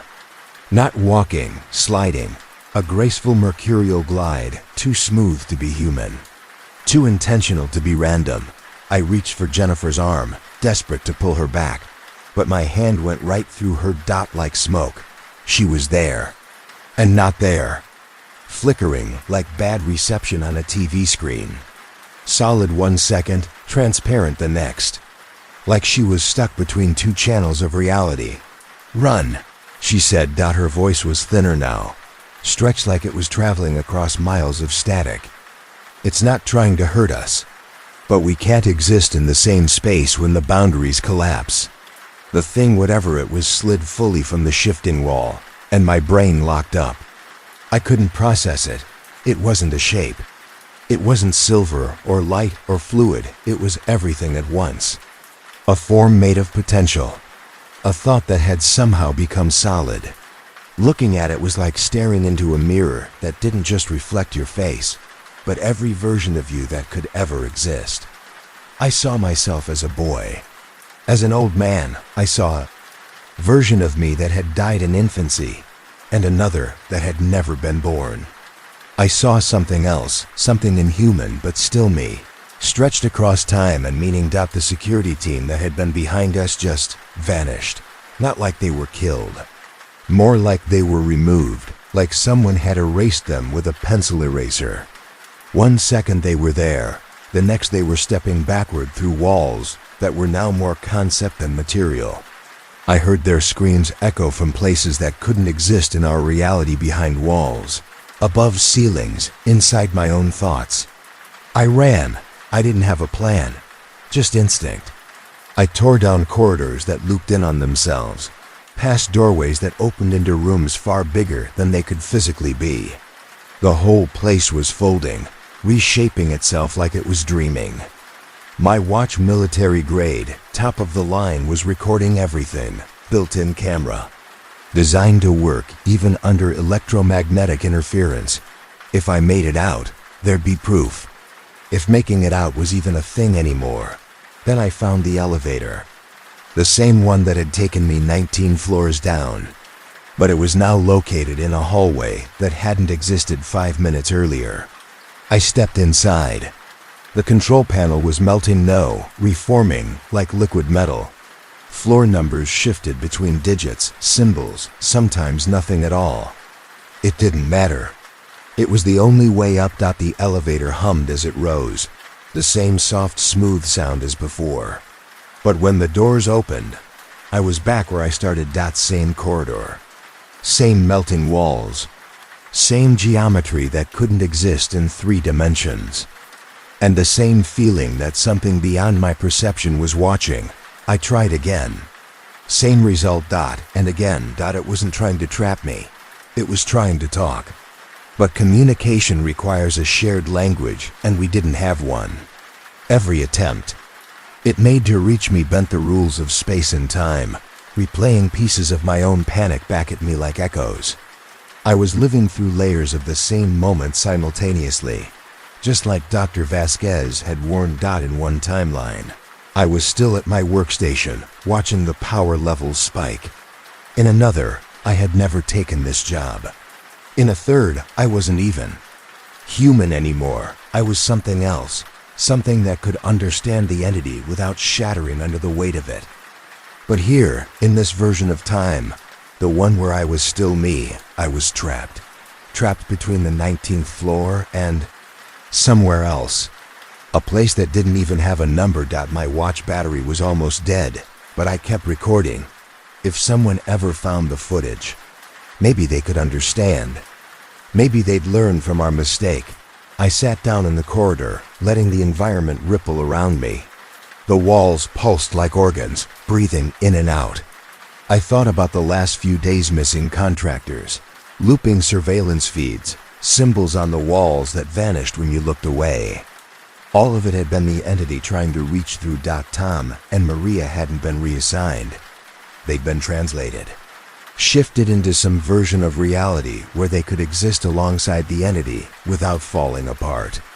They weren't dead, but they weren't anything human could recognize either. And then it came back. The entity flowed through the wall again, like mercury through skin. But this time, it didn't bring its full, overwhelming presence. This time, it focused. It showed me her. Dr. Elena Vasquez, not as she looked 40 years ago when she first warned of a breach, but as she looked now, or across multiple nows. Her body flickered between ages and shapes, existing across timelines. Her presence was gentle, sad. She looked at me. And her eyes held infinity. Her face was full of sadness, but it wasn't hopeless.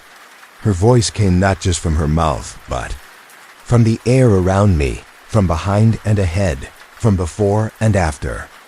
"You're already out, Cal," she said gently, her tone echoing across time itself. "But you haven't left." And then the corridor collapsed in on itself, walls folding like pages closing a book, and everything went dark. Classified. Document recovered from personal effects of Inspector Marcus Webb, Department of Defense, Special Investigations Unit, deceased. Webb. Marcus 2025. Classification. Umbra Clear, ISO 1LY Inspector. Webb's final statement, transcribed from voice recorder. I've spent the last 15 years chasing ghost missing personnel, failed tech experiments, cover-ups, all of it, tucked neatly under layers of clearance. It was the job. I got used to looking at puzzles no one else wanted to solve. But the Cal Monroe case? This one's different. The official report says Monroe died in an electrical fire during a test run at the Tonopah Range on March 18, 2024. No body, no salvageable materials. A tragic accident, they said. Nothing to see. Then, 3 days ago, a package appeared on my desk. No return address. Just a hardened storage drive, military grade. The kind designed to survive an EMP or satellite crash. That kind of gear costs more than what I make in a year. Taped to it was a small note. Zone Echo 9. Debrief Cal Monroe. I've watched the footage 17 times now. Had it reviewed by cybersecurity analysts, AV experts, even a guy from NASA. The verdict is always the same. It's not fake. METADA confirms it was recorded at Tonopah on the exact dates in question. And what it shows? God. A man running through corridors that shift like muscle under skin. Walls that flow like liquid, bending and curling as if alive. Shadows that don't belong to anything, moving against the grain of light. I tried to rationalize it. Maybe hallucinations? Maybe experimental VR tech? But the footage doesn't lie, and the hardware shows no signs of tampering. At the end. At the very end, Monroe turns the camera on himself. He's in what looks like an elevator, but it's wrong. Bigger on the inside, like some optical illusion that shouldn't be possible in real space. He's calm. His voice is steady, almost at peace. If you're watching this, he says. Then the loop finally broke. I'm uploading this to the emergency buffer in my boot drive. Maybe someone will find it. Maybe someone will understand. He turns the camera toward the corridor one last time, and something's there. I don't even know how to describe it. Not a monster, not an alien. It's consciousness, some reflection of awareness, a ripple in dimensions we weren't meant to see. It flickers like a thought half-formed, like meaning before language. But that's not what keeps me up at night. It's the reflection in the polished elevator wall behind Monroe. Just before the footage ends, there's a clear image, Monroe. And standing beside him, it's me, wearing these exact clothes, staring directly into the lens, face pale, mouth slightly open in shock. And the time stamp? It matches today's date. I'm going to submit this report and then take a break. Maybe drive out to Oregon to visit my sister, clear my head, get away from all this for a while. But I can't stop thinking about what Monroe said in his final log. They're not from somewhere else. They're from someone else, and someone else is now. End of recording. Inspector Marcus Webb was found dead in his office 12 hours after submitting the report. Official cause of death, self-inflicted gunshot wound. Unofficial notes, surveillance shows. No one else present, but the audio says otherwise. 2 voices. The second voice has been confirmed by forensic audio analysis to match that of Cal Monroe. The storage device mentioned in Webb's statement was not recovered. Zone Echo 9 remains operational. 3 months later, deep space listening stations began intercepting a strange signal. It didn't have a source. It came from every direction and from nowhere at all. Once decoded, the signal contained a single message, repeating endlessly. This is Cal Monroe, contractor ID 7749, reporting from Zone Echo 9. The breach has been contained. But containment is relative. When you're dealing with entities that exist beyond linear causality, nothing is ever truly closed. To anyone receiving this, Area 52 is not a place. It's a state of being. And it's contagious, if you're investigating. Disappearances at classified sites stop. If you've felt like time is slipping, get help. If you've read reports about Project Chaos or Operation Mirror, Veil, you're already compromised. The entity isn't hostile. It's trying to help, to evolve us, to show us what we could become. But we're not ready. Consciousness can't be forced to expand. When it is, it fractures, splits across timelines. I'm still here. I'm always here. Time doesn't work right anymore. Here and there, when and then. They've all blurred. To my family, I'm sorry. I can't come. Home. Home is a temporal location. And I exist in all of them now. To the researchers, stop trying to contain what can't be contained. It doesn't want to invade us, it wants to invite us. But the invitation is dangerous. We can't handle that kind of freedom yet. To the ones who will come later. The truth about Area 52 isn't buried in a bunker. It's in the gaps between seconds. In the cracks between what is and what could be. And if you know how to look, sometimes you can see them open. This is Cal Monroe, signing off from everywhere and nowhere. Take care of each other. Because love is the only thing that exists across every timeline. See you around. Or maybe I already have.